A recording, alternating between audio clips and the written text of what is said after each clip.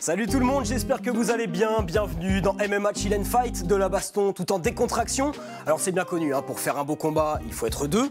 Eh bien pour une belle émission, c'est exactement la même chose. Sébastien Love est à mes côtés, ça va mon Seb? Salut mon Lucien, ça va et toi? Ah bah ça va super. La semaine dernière, Anthony Nantois, un grand malade, on peut se le dire. Mais le mot est faible. Franchement, on s'est marré comme...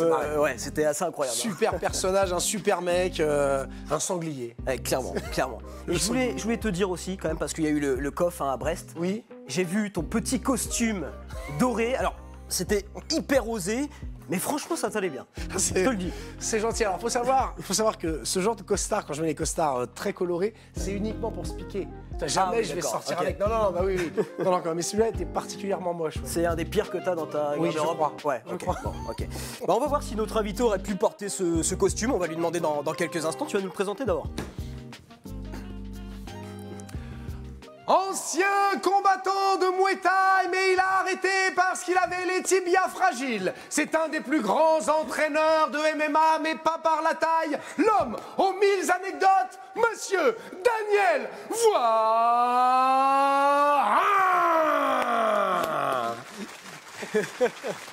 Ah oui, magnifique.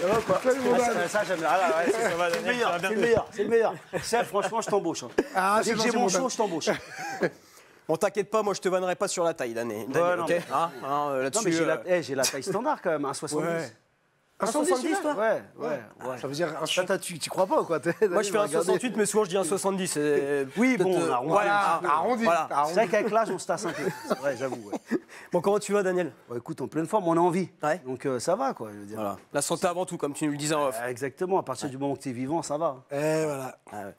Bon, Daniel, t'étais surnommé, il y a quand même un sacré bout de temps, le BG du Muay Thai. On a une petite photo d'ailleurs de toi jeune. voir, elle est où? Et c'est vrai que c'est pas mal. Hein. Elle est où? Attends, elle va arriver, regarde, voilà.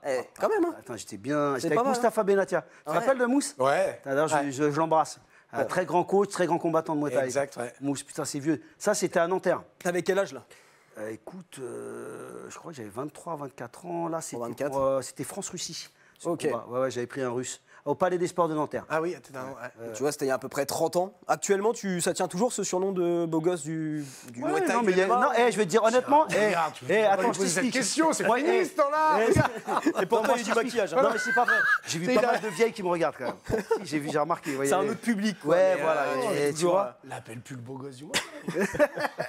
on vieillit, c'est vrai que. Non, mais si tu ça a son charme aussi. les années n'ont pas d'emprise sur toi. Et puis attention, l'expérience, elle est totale. Ah ouais, je peux te dire, des années de pratique. Des années de Ah oui, pratique. je suis chaud, Alors, là. de Muay Thai aussi, puisque donc Daniel, tu as été combattant de Muay Thai. Moi, la question que je me pose, c'est est-ce que tu as toujours eu cette. Est-ce que tu t'es toujours intéressé à l'entraînement? Ça t'a toujours passionné ou c'est venu vraiment comme ça Tu veux dire quand j'ai commencé? Ouais, ou, quand tu étais combattant, est-ce que l'entraînement, ça te passionnait déjà? Ah ouais, non, on kiffait. Attends, on était entre potes, Ouais. puis bon, l'aventure, quoi, tu sais.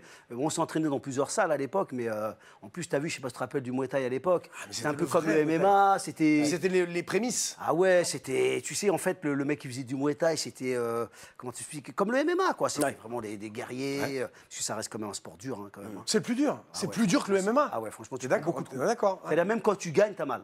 Voilà. C'est ce que je disais avec Jimmy nous disait ça. Tu Jimmy laisses Diano. face à face, c'est à toi, à moi, quoi. Mais franchement, non, un sport magnifique. Moi, grâce à ce sport, franchement, ça m'a tout donné, hein, les sports de combat. Grâce à ça, je suis entraîneur de MMA, je fais le tour du monde. Franchement, mais moi, je kiffais, je kiffais aller m'entraîner. On voyait les potes, on rigolait, quoi. C'est vrai, mais c'était la belle époque. T'es entraîné avec plus de pas de noise, ça? Non, j'ai commencé. Non, j'ai commencé avec la famille Bérandou, mais Oui, Jamel avec Bérandou. Jamel, ouais. Jamel Bérandou. Ouais. Ouais, quand j'avais 13 ans. Et après, j'ai boxé pour Roger Pachi. Ouais. Et je me suis entraîné un peu au Pout de Panoï aussi. Ouais, t'es vrai. Et après, j'ai terminé avec Mustapha Benatia, quoi. Mais j'étais aussi chez Omar, je tournais un peu chez Omar, parce qu'à l'époque, la salle elle avait fermé. Je mettais les gants avec Dany et tout. J'ai connu Dany quand il commençait et tout. Les grands noms. D'ailleurs, je l'ai vu au plus il n'y a pas longtemps. Ah Je ouais? l'ai vu au plus il n'y a pas longtemps, Dany. Ouais. C'était quelles années, ça, à peu près? Bah, les années 80. Ah ouais. Ok. Les années 80.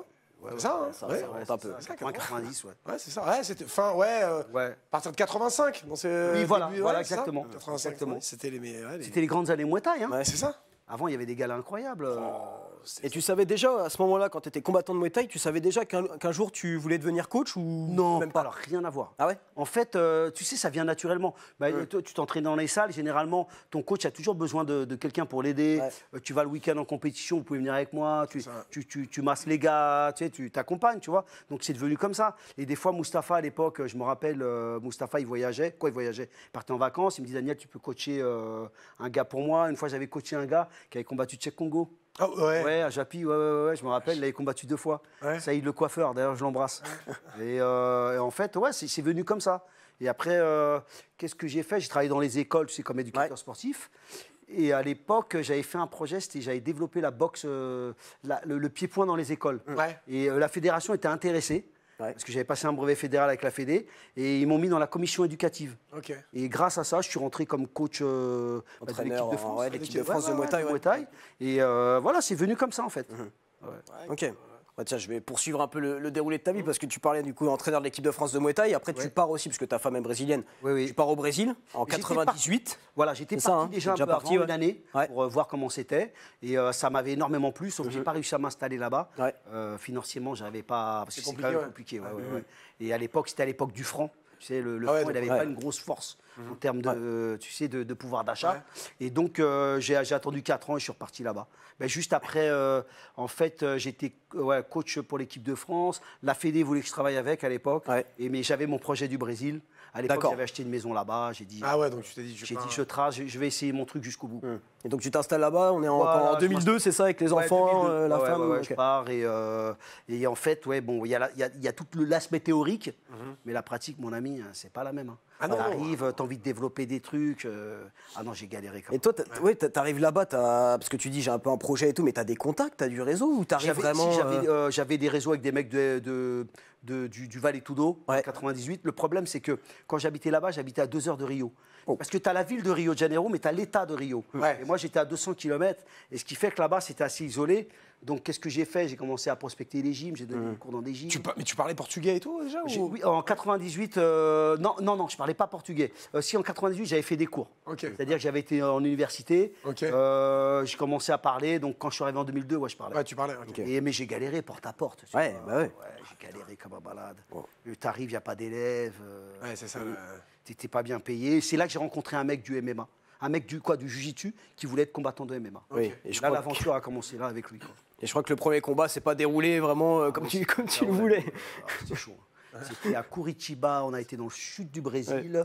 Une galère, on est parti en voiture, genre 24 heures de route et tout. Le combat, il a duré 30 secondes. Wow. C'était la terre de la shootbox, tu sais. Ouais, shootbox, Il y avait plein de mecs de la shootbox. En fait, il a plongé dans les jambes du mec, tu sais. C'est pas le genou. Et il s'est pris un middle en pleine bouche. Mais en fait, le mec n'a pas fait exprès. Tu Oui, vois. en plus, c'est ça. Le mec a déclenché même. Mauvais timing. Et toi, c'était ton premier combat en tant que coach. Ouais, oxygène. Ah oui, carrément. Ah ouais. Ciao, mais alors. Je dis putain, merde, tout ça pour ça. 24 L'aventure heures de commençait bagnole super pour mal. Toi, tu m'étonnes. Tu m'étonnes. En plus, j'avais une embrouille avec un mec, j'avais ouvert ma gueule, tu sais. Ouais. Il y avait un coach de boxe taille de la shootbox, tu vois. Et il m'avait demandé à l'époque, qu'est-ce que tu penses du Muay Thai au Brésil et tout. Je dis, c'est de la merde ton Muay Thai. Faites pas du Muay Thai. Et le mec, en fait, c'était un prof de Muay Thai. Et donc après, il m'a dit, ouais, tu veux qu'on aille s'entraîner? Tu sais, en fait, il voulait me taper, quoi. Tu veux qu'on aille s'entraîner demain? Mais moi, naïf, je dis, ouais, viens demain si tu veux. Ça l'a un peu déstabilisé. Après, j'ai su que, j'avais honte. J'ai excusé et tout. Mais c'est vrai que le mouet brésilien. C'était trop bizarre.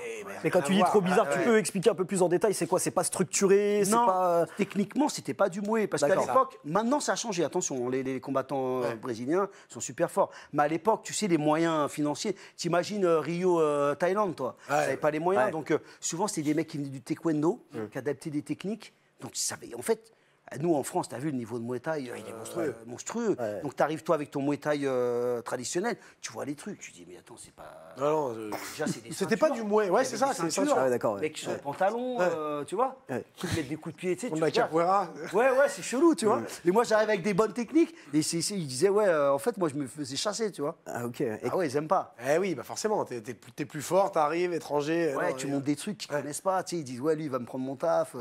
Ou ça va mettre en avant comme quoi je suis un escroc, quoi, tu vois. Et comment tu as réussi justement à imposer ton style parce que tu dis qu'au début c'était compliqué. Est-ce que tu as eu un moment où... Non, c'est dur. J'ai commencé après. J'ai entraîné un mec qui était très connu, qui était Ricardo Arona. Ricardo, qui a fait le Pride. Voilà, qui a fait le Pride. J'avais entraîné, j'étais à l'époque avec Mehdi Bagdad. On avait fait son camp. Il m'avait aidé pour faire son camp. Et il avait combattu contre Sakuraba à l'époque. Ouais. Et bon, après, je me suis viré de là-bas parce que pareil, il y avait. Parce qu'en fait, il faut savoir que quand tu es plus compétent que certains, il y en a qui n'aiment pas. Hein. Ouais, forcément. À la place des autres. Dans beaucoup de milieux. Jalousie. Donc je me suis fait jarcler direct. Et après, j'ai entraîné une équipe qui s'appelle la RFT, où d'ailleurs même Nicolas Régnier avait commencé à s'entraîner il y a très longtemps. Okay, c'est là que je l'avais connu. Hein. D'accord. Mais il était tout jeune. Hein. Ouais. Et c'était ma première équipe professionnelle. C'était la Rénovation Fight Team, qui existe encore. Hein. C'est beaucoup des gars de favela, tu vois. D'accord. Et donc, j'ai commencé à travailler avec eux. Et en fait, c'est grâce à cette équipe que j'ai réussi à montrer mon travail. D'accord. C'est-à-dire que, un peu comme Benoît en France, je ne me connaissais pas. À travers Benoît, j'ai pu montrer qui j'étais. Oui, nous, le milieu, on te connaissait. Oui, mais je veux dire, le grand public. Ouais. Et ben là-bas, dans le milieu brésilien, je me suis fait un nom avec cette équipe. C'est dans le milieu du combat du MMA national. Ouais. Et c'est grâce à ça que je suis rentré après dans les grandes équipes. Mais attention, ça a mis du temps. Hein. Il n'y a que les résultats qui font que... C'est sûr que le premier combat, le premier mec qui a pris le déjà tu dis, oh, c'est peut-être pas fait pour moi. Putain, c'est peut-être pas la bonne carrière, là, tu vois. Et tu t'es posé ces questions ou pas après ce combat? Tu t'es dit, c'est peut-être pas... Bien sûr, t'es dégoûté. Mais c'est tout nouveau pour moi, en fait. Puis j'ai même pas adapté, moi. C'est vraiment... Je m'occupais que de la partie pied-point. Le reste... Mais avec le temps, tu vois l'erreur technique qu'il a fait, tout ça. Mais je veux dire, non, tu continues ton chemin. Hein. Ah bah oui, puis bon, tu t'arrêtes pas sur un... Voilà, c'est comme ça. De toute façon, la vie, c'est comme tu peux pas gagner tout le temps. Hein. Ah bah non. Tu vois. Tu l'as dit, Daniel, tu as coaché évidemment des grands champions, hein, Anderson Silva, Dan Anderson, Lyoto Machida, voilà, des grands noms. Moi, je me demande comment on fait pour corriger ces grands champions-là. Comment on fait pour leur dire, bah non, là, ce que tu fais, c'est pas bon, je vais te montrer comment on fait. Est-ce que ça a été compliqué pour toi? Non, parce qu'en fait, si tu es bon techniquement, si tu as une expertise technique, tu peux corriger n'importe qui. Mais moi, c'est ça qui faisait la différence, c'est que je les corrigeais tous. Les Belfort, même en anglaise, ou tu sais, sur les transferts de poids, la distance, sur le mouvement technique. Et ça, ils aimaient parce qu'en fait, souvent, c'était plus bourrin. Les mecs, ben, la plupart, tu regardes des coachs, hein, pas la plupart des coachs, mais il y en a beaucoup, ils te font que répéter le mouvement, ils ne corrigent pas. Tu vois. Et il faut avoir l'expertise. En fait, pour pouvoir corriger, il faut être techniquement, avoir une technique assez élevée. Mais en fait, en Muay Thai, tu as vu en France les combattants qu'on a, les profs qu'on a, c'est-à-dire qu'on est quand même vachement... On est en Muay, faut pas dire, on est la meilleure nation au monde. Ah ouais. On est la meilleure nation au monde. Ah ouais. On a les meilleurs combattants au Muay, les meilleurs coachs. Exactement. On a un réservoir qui est incroyable. Ben, on a des coachs de malades. Donc moi, j'ai réussi à adapter. Puis bon, moi, j'étais assez carré. Et en plus, comme j'avais travaillé dans les écoles au niveau de la pédagogie, tu sais, j'arrivais avec ma fiche. Et même au Brésil, ils en parlent encore de ça. Hein. Quand Benoît avait combattu contre Bonfi, il lui avait pété les bras. En fait, il ne parlait pas de Benoît, il parlait de moi, là, en fait, là-bas. Ah oui, pendant ils ont travaillé avec moi. Ils expliquaient que Daniel, il venait avec sa fiche. Parce que moi, je venais avec une fiche toute prête. Voilà, quoi, j'étais carré dans mon structuré, un peu, tu sais, c'était scolaire. C'est vrai, mais c'est ce qui les a marqués. Voilà, c'est ce qui les a marqués. Mais au début, attention, il faut pas se leurrer, c'est qu'au début, des fois, le français, on est trop scolaire. Tu vois, et le Brésilien, il a un côté... un peu plus foufou. Voilà, mais qui est très intéressant, parce que ça fonctionne, leur truc. Tu vois, donc il faut essayer d'allier les deux. T'as adapté un peu, t'as pris un peu de chaque... Et un peu la folie brésilienne. C'est cette alchimique. Je rebondis juste parce que là, on est en direct sur Twitch. Hein, d'ailleurs, n'hésitez pas à poser vos questions à Daniel. Voilà, merci pour le soutien. Beaucoup de monde nous dit bonjour.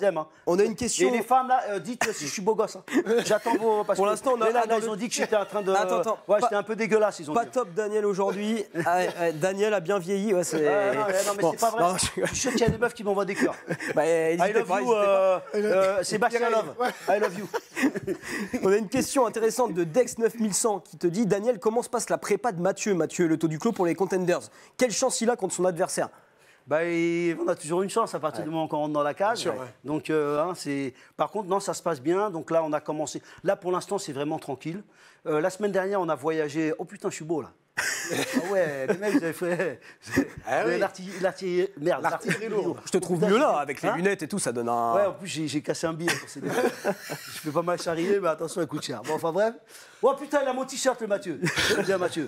Alors en fait, la semaine dernière, on a bougé un peu en Hollande. Ouais. On a bougé aussi en Belgique. On s'est entraîné avec Moussassi. Ah, ok, ouais, super. Ouais, on a tourné aussi avec. Et en Hollande, t'as été au Chakouriki ou Non, on a été vraiment dans les trucs de MMA. Ok, ouais. Parce que t'as vu, il fallait rouler pas mal en voiture. On a été avec Fred, The Kong.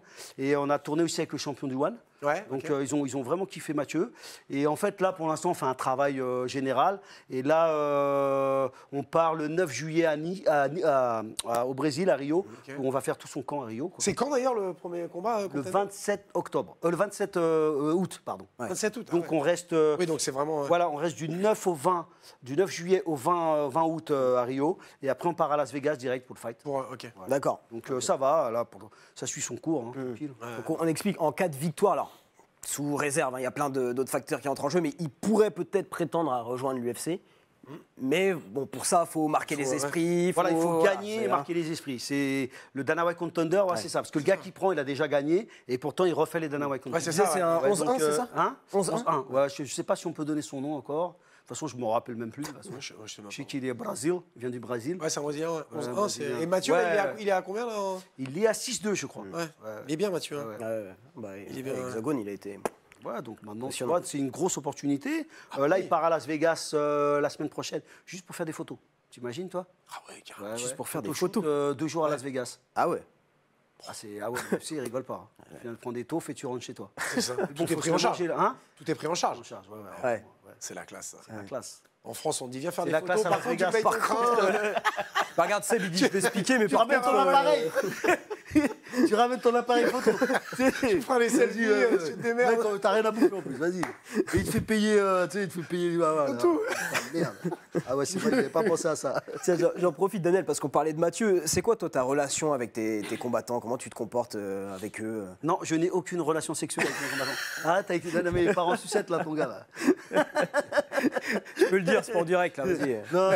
Non, mais ça va en fait, c'est à la cool. Hein. Ouais. Tu sais, moi, écoute, ce qui est important, c'est de travailler dans la joie et la bonne humeur. Parce que c'est déjà assez dur comme ça. Si tu arrives et tu te stresses, c'est pareil, moi pendant les Fight Week, je suis tout le temps détendu. Parce qu'en fait, il faut se concentrer, c'est à partir du moment que tu es dans le vestiaire et que tu vas au C'est ça, fight. c'est le jour J. Ouais, parce que sinon tu stresses, tu vois. Et donc, bien sûr, je mets des coups de gueule de temps en temps, mais non, à la cool, tu vois. Ouais. Mais bien sûr, toujours dans le respect.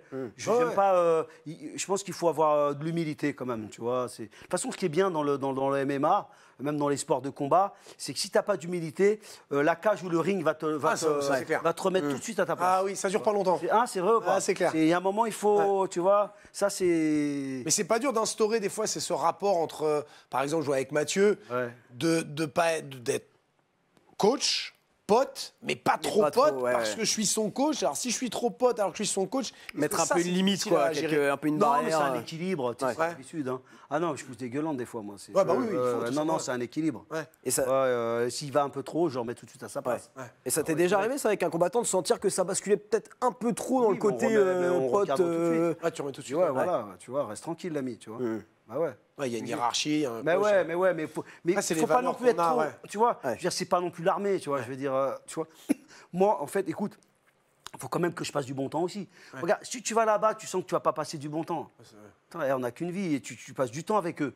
Ah bah, que ça soit à la ouais, cool, c'est clair, tu vois. ouais. C'est pas pour ça qu'il n'y a pas de respect, quoi. Tu vois. Oui, bah, puis les valeurs martiales Voilà. des sports de combat font que bah, tu respectes ton coach. Ouais. Dis quelque chose, ferme ta bouche et voilà, tu fais ce qu'il te dit. Bah, à partir du moment qu'il n'y a plus de respect, bon, il n'y a plus rien. Oui, voilà, c'est ça. Une séparation, tu vois. Je veux dire, Ouais. Bah, souvent qu'il y a des fois, les gars, ils pensent connaître un peu tout, un peu comme les parents et les enfants. Hein. Voilà, ouais. c'est. Ouais, j'ai vu une engueulade entre un coach et un combattant il n'y a pas longtemps, il y a 2-3 semaines. Pendant un gala? Ouais, après, parce qu'il il a perdu. Et en fait, il était en train d'expliquer à son coach que moi, comme je suis dans la cage, je connais plus de choses que toi.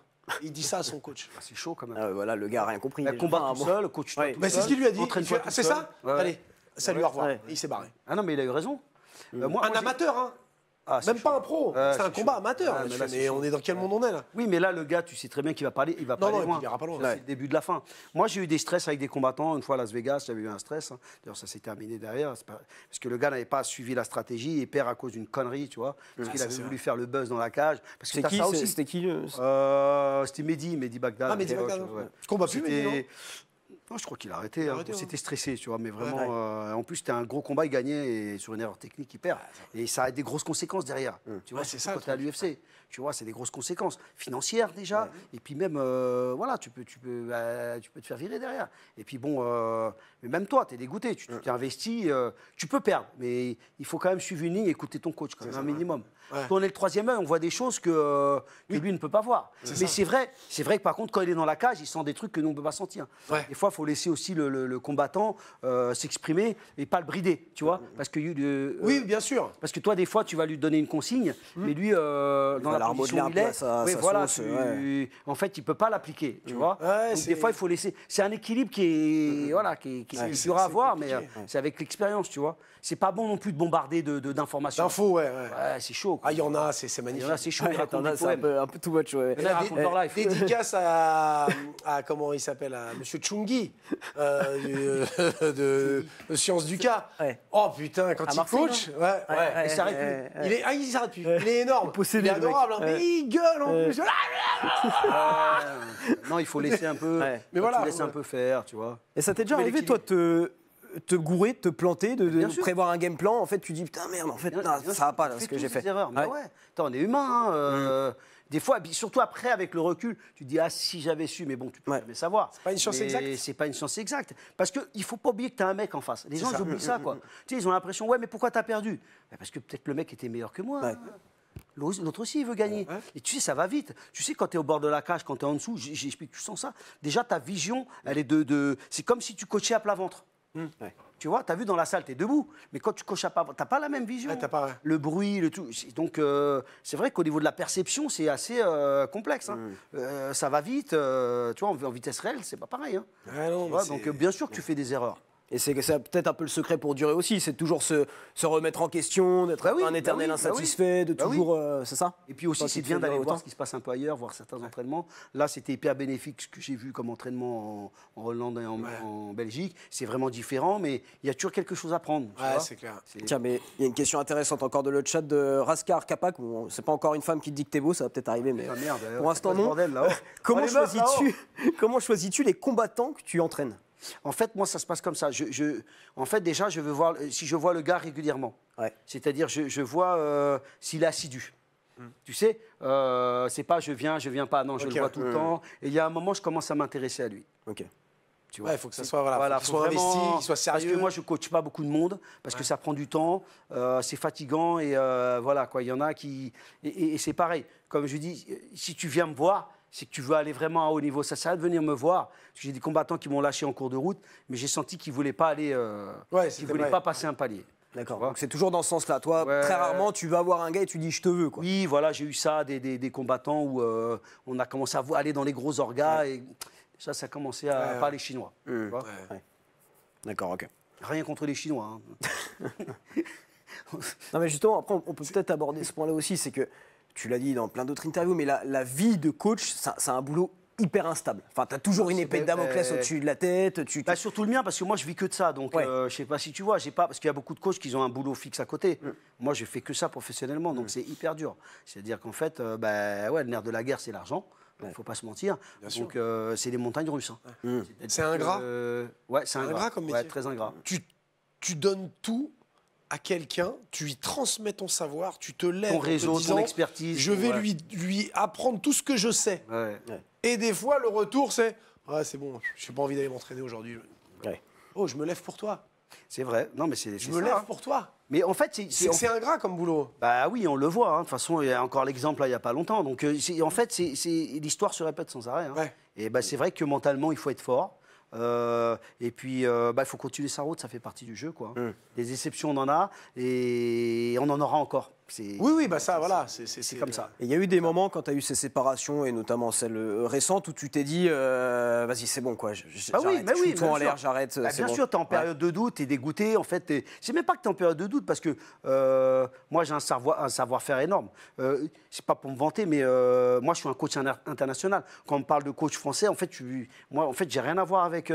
J'ai commencé ma carrière déjà au Brésil, déjà au pays du MMA. Après, j'étais aux États-Unis dans des grosses équipes. Je suis revenu en France, j'ai quand même montré que même avec rien, j'arrive à faire quelque chose.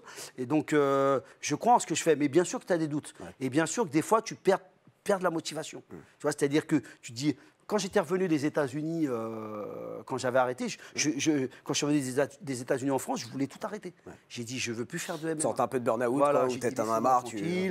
Parce que la problématique, c'est-à-dire que tu vois la condition de tes combattants qui augmente. Tu vois, c'est ce que je voyais beaucoup aux États-Unis, et qui commencent à acheter des trucs. Et toi, ta condition, elle reste la même. Elle reste la même. Et eux qui commencent à te délaisser un peu. Et donc, en fait, tu vois, il y a un moment, il y a un fossé, tu dis merde. Il y a un déséquilibre dans la balance. En fait, et ça devient ton employeur. Oui, voilà. Et la problématique que tu as, c'est qu'à un moment, quand le combattant commence à monter, bah, c'est lui qui te rémunère. Donc là, les rapports changent. Et il te rémunère par combat. Par combat. Fois, et c'est arrivé que des mecs te disent, je te mensualise. Admettons, Jamais. J'ai travaillé ici pour les équipes que je travaillais, la Team Quest, la Blackout. Ouais. J'avais un salaire fixe qui n'était pas énorme. Ouais, je prenais quelques pourcentages, mais c'était pas non plus. D'accord. Mais non, les combattants, non. Mais donc c'est au combat. C'est-à-dire que s'il se blesse, par exemple, tu l'entraînes 6 mois, excuse-moi de te couper. Vas-y, 4-5 mois, il s'est blessé. Ben, tu l'as dans l'os, hein. Tu n'es pas rémunéré. Et en fait, je dis même, c'est pas que tu n'as pas gagné d'argent, tu en as perdu. Parce que tu as travaillé et à la fin, parce que tu mets de l'essence au quotidien. Tu vois pas, toi. Oui, parce que tu es payé qu'avec ce qu'il va gagner pendant le combat. Toute la période de préparation, c'est nada, c'est walou. Ouais. C'est pour ça que alors, ce qu'il faut savoir, quand tu prends... déjà, les combattants, ils ne combattent pas souvent. Ouais, en plus. S'ils ne combattent pas souvent, si tu as un combattant qui gagne, mettons, pas mal d'argent, s'il combat tous les 6-7 mois, t'imagines, ça veut dire que pendant 6-7 mois, tu n'es pas rémunéré. Alors, on va te dire, ouais, mais il y a des sponsoring. Mais les sponsors, ils ne s'intéressent pas trop au coach.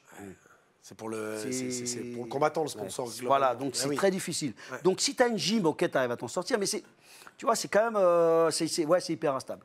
Et comme on est passionné, on arrive à... Mais bon, à un moment, il faut bouffer aussi. Il faut bouffer, c'est ça. Juste une question du chat, là. Dex9100 encore, qui nous demande, Daniel, est-ce que tu recherches des combattants pour rejoindre la Team Voirin ou il y a déjà des prétendants pour rejoindre l'équipe? Non, pour l'instant, non, je cherche pas. D'accord. Et bien avec ce que tu as... J'ai énormément de demandes, mais comme je n'ai pas une structure fixe pour l'instant, ça peut venir, je ne sais pas, peut-être. Mais c'est compliqué d'accueillir de nouveaux combattants dans Ouais. C'est pas très... Voilà, c'est pas... Et ça, tu n'as pas envie, toi, de monter ta structure? Mais en fait, il faut des moyens pour... Ouais, c'est financier. Soit tu vas en municipalité, mais pareil, c'est assez compliqué, les créneaux, le truc. Tu montes ta structure privée, il faut des moyens. Non, mais moi, je suis toujours à la recherche d'un mécène. Qui paye la gym et qui me rémunère. Là, oui, c'est un truc...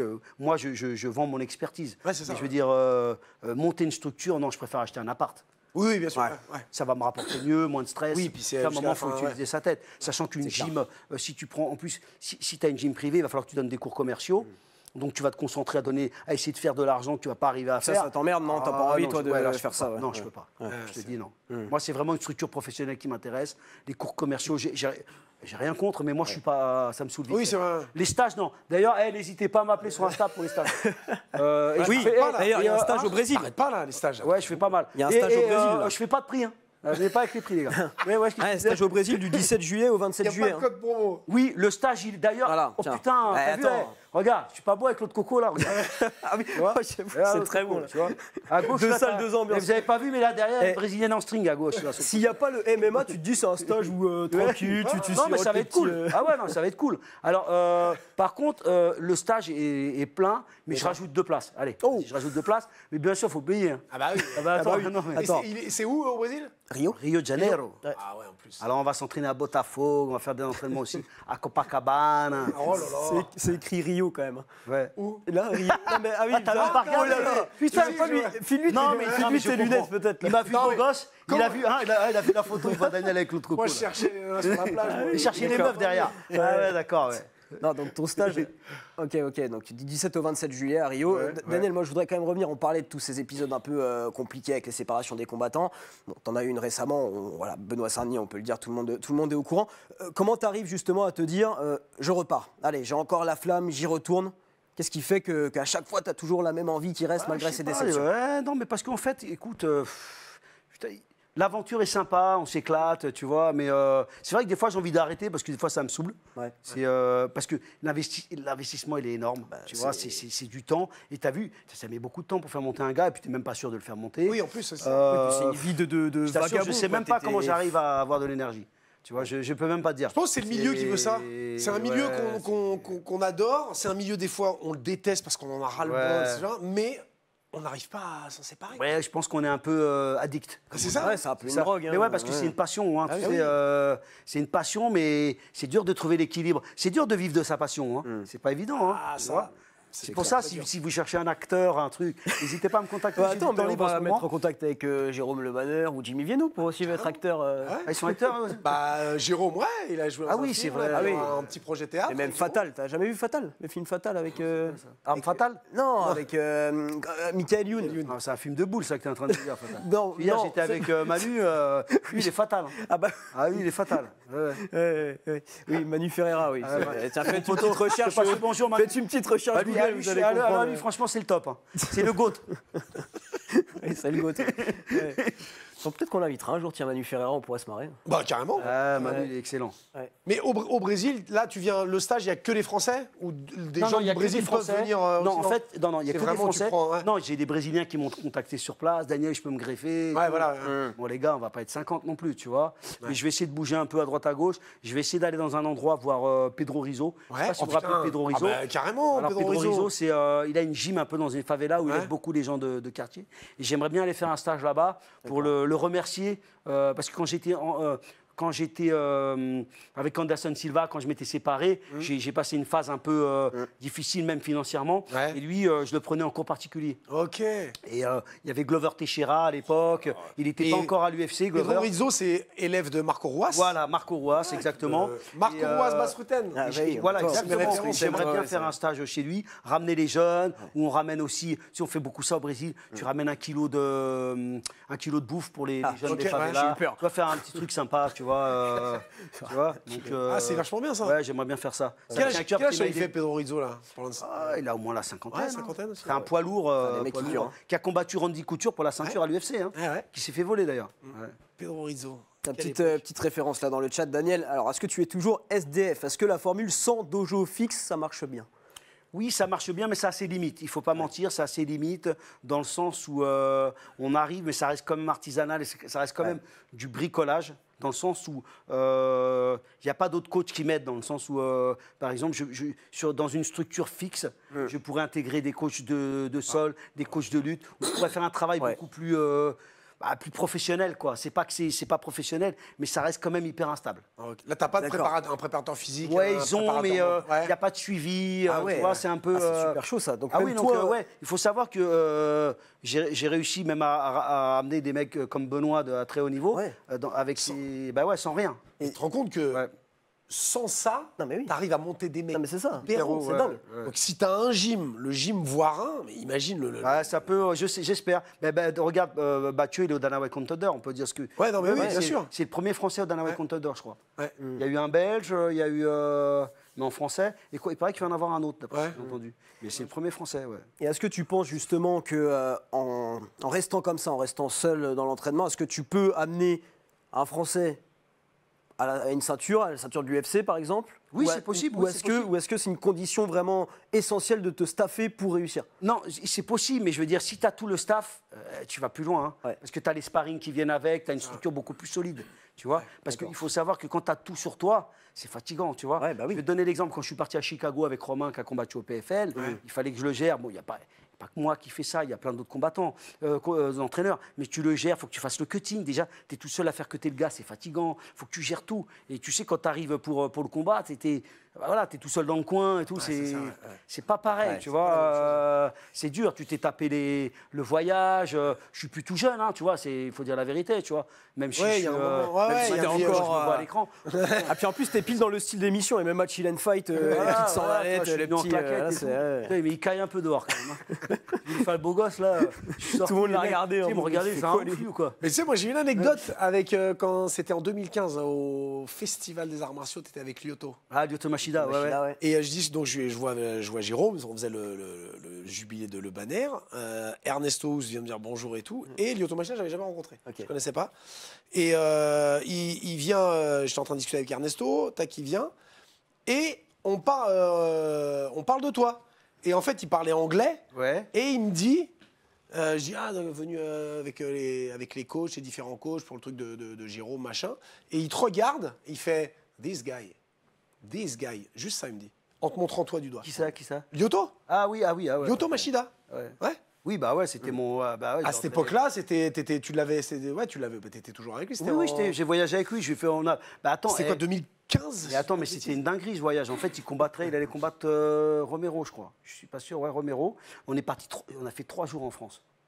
On était éclatés. Ah, tu On est m'étonnes. parti de Ah Los ouais. Angeles, on a fait le festival, Ouais. on a été à l'INSEP faire un entraînement avec, je crois que c'était Vincent Parisi. Ouais. Ah ouais. On Vincent était- Parisi. je te jure, j'étais. Surtout qu'il y a eu, tu te rappelles, c'est ce jour-là, il y a 2 séances du festival. Oui, Une l'après-midi. oui, une le exactement. On a fait le matin et l'après-midi. Exactement. Ouais, ouais. Ouais, il y avait je son pense, frère 2015. Shinzo. Ouais, il y avait et Shinzo. Miguel Ouais. qui était venu avec Ouais, nous. c'est ça. Miguel. On s'était Ouais. entraîné aussi chez Loïc Porra. Ah, chez Ça, Lolo, ouais, Loïc, qu'on a reçu ouais. ici, hein, Loïc Porra, Ouais, l'émission ouais, est ouais. dispo sur YouTube. Ouais, Ah, ouais, c'était. Et je me souviens de cette phrase. Et là, c'est là où tu te dis, putain, t'as un mec comme Machida qui regarde et qui fait this guy. Ouais, ça c'est quelque chose. Ah ouais, non, ouais, mais ouais. Machida, j'ai entraîné longtemps. Hein. Ah oui, oui. J'ai entraîné longtemps. J'ai entraîné dès ses débuts à l'UFC, sauf qu'avant, je voyageais pas avec lui. Ouais. Parce que moi, je voulais pas voyager. J'étais à la Black House de Rio, et ça me faisait chier. Je voulais pas, parce que du Brésil, quand tu es aux États-Unis, c'est des longs courriers. Ouais, c'est même quand je suis allé 3 fois au Japon, du Brésil, c'est 24 heures. Hein. Ouais, C'est clair que c'est- Éclaté, quoi. Je veux dire. Et donc, au début, je voulais pas voyager. Après, ils m'ont obligé. Non, viens avec nous et tout, tu vois. Ouais, Et après, ça a commencé les voyages. Mais c'est assez contraignant, quoi.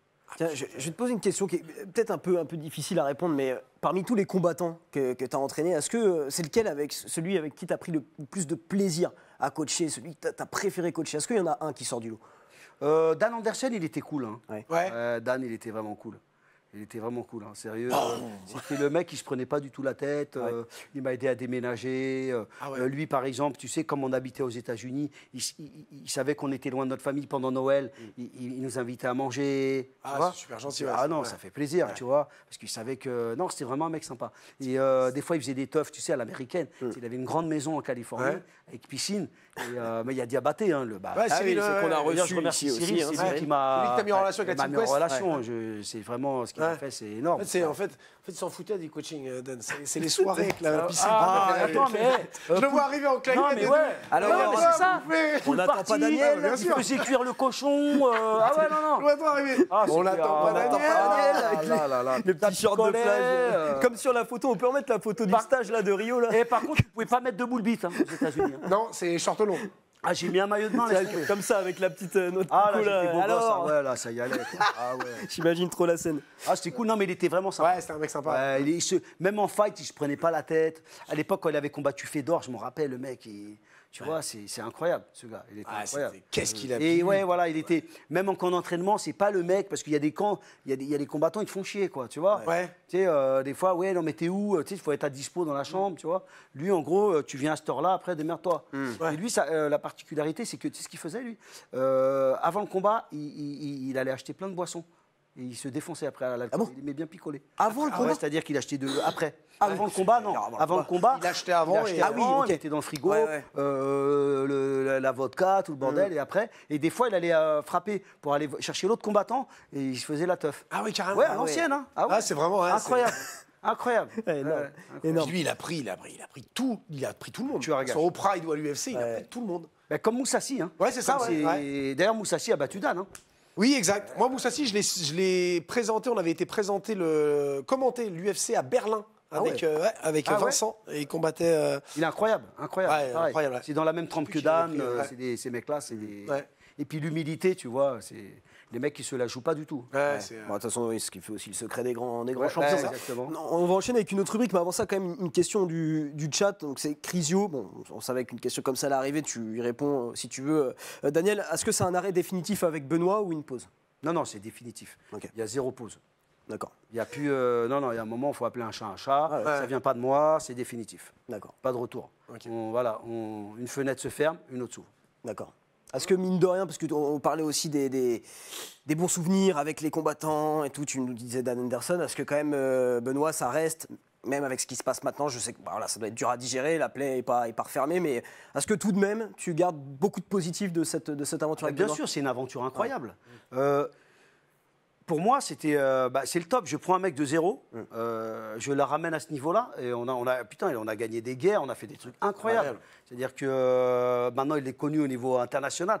Non, franchement, j'ai fait l'UFC Paris 2 fois. Non, franchement, non, c'est top. D'accord. Quoi qu'il arrive, ça reste une super. Oui, ça reste, expérience. voilà, ça De reste toute façon, les séparations, c'est jamais bien. Hein. Non, c'est sûr, c'est sûr. Donc, mais franchement, non, ça reste. Et puis, comme je dis, moi, ça a montré aux gens, voilà, que même avec pas grand-chose, on arrive à faire quelque chose. t'as réussi à... Pas besoin d'avoir un gymnase de malade. Il suffit que tu aies des compétences, que tu es le bon gars avec toi, et que tu arrives à, voilà, Et d'ailleurs, en plus, Benoît, je l'ai fait de A à Z. Ouais. Même la musique d'entrée, c'est mon fils qui l'a mixée. Ah ouais? Ouais, qui habite à Los ouais. Angeles. Ouais. Ok, ouais. Mélange militaire et Ouais. NTM. Et du coup, je comprends que ça doit être dur, parce que c'est vrai que c'est un peu ton... Enfin, Oui, pas ton bébé, mais voilà, bah oui, tu l'as construit, tu l'as... Mais voilà, des fois, à un moment, il faut, voilà, tu te détaches et on passe à autre chose. Hein. Maintenant, c'est... Alors, on revient à ce qu'on disait tout à l'heure. Coach, c'est ingrat. Voilà, c'est comme ça. C'est sûr, c'est Tu sûr. emmènes quelqu'un haut, bam, alors là, ouais, c'est une séparation. Bon, C'est comme ça. C'est jamais hein. agréable. C'est jamais agréable. Maintenant, Ah on passe ouais. à autre chose. Ouais. Ouais, c'est séparation sportive, humainement, est-ce que ça peut quand même se rabibocher entre vous ou pour l'instant tu... Ouais, c'est assez compliqué. C'est compliqué, ouais. Ok. Ok. Peut-être ça passera, mais... Ouais. Le temps fait son travail. comme on dit. Bien sûr, Ouais, bien sûr.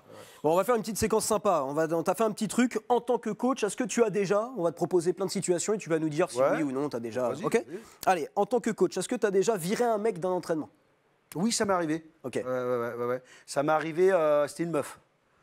Ah bah, vous ah, plaît. tu Non, vois, mais attends, j'ai rien contre il en les femmes. demande et quand t'as le... Non, mais- Ah, mais- Non, mais bon, non, mais parce qu'en fait, aux États-Unis, des fois, il manque un peu de respect, tu vois. C'est-à-dire Ah que ouais. tu as vu, tu rentres pas sur le tatami comme ça. Ouais, Tu vois ou pas? Tu vois ce que je veux bien dire ou sûr. pas? C'est-à-dire que sans demander, t'arrives, elle vient, elle s'entraîne comme ça, tu vois. Ouais. Et donc je lui dis bon, excuse-moi, bah tu peux pas t'entraîner là. Ouais, tu sors. Et elle a été choquée. Ah oui. Je lui dis non, tu sors, il y a bah un minimum de respect. Bah, bien Je suis sûr. pas, t'es qui? Ah ouais. Donc Tu oui, sais, c'est vrai que je l'ai présente. viré, j'avoue. Moi viré, j'ai pas été non plus. Oui, Oui, bah, oui, lui a dit Pas gentiment. tiré par les cheveux. Ouais, ouais. Tu vois, je veux dire, on est quand même civilisé. quand même, tu vois. Oui.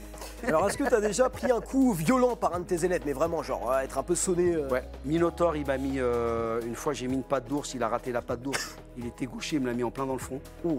Ah, j'étais sonné. Ah, tu m'étonnes. J'étais sonné. Ouais. Il y a Maldonado, je sais pas si vous connaissez Oui, oui, Maldonado. ouais. Maldonado, il m'a mis un crochet pareil. Ouais. J'étais sonné. Derrière, il m'envoie un low kick plein bar. Ah, mais c'est des lourds en plus, ça. C'est pas lourd. hein. Sonné. Ah ouais. J'avais vu une vidéo aussi où Mathieu Le Taux du Clos, à un moment, rate, il tape dans le bras. Oui, deux mais ça fois, va, c'est le bras. Ouais. Et Ouais. la tête, La tête, c'est c'est chaud. Mais C'est Minotaur, j'étais sonné, je m'y attendais pas. Ouais. Et heureusement, la patte d'ours, elle a un petit peu.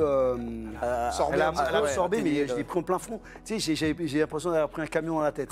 Moi, j'étais sonné tout le week-end. Et heureusement qu'il avait des gants de boxe. Hein.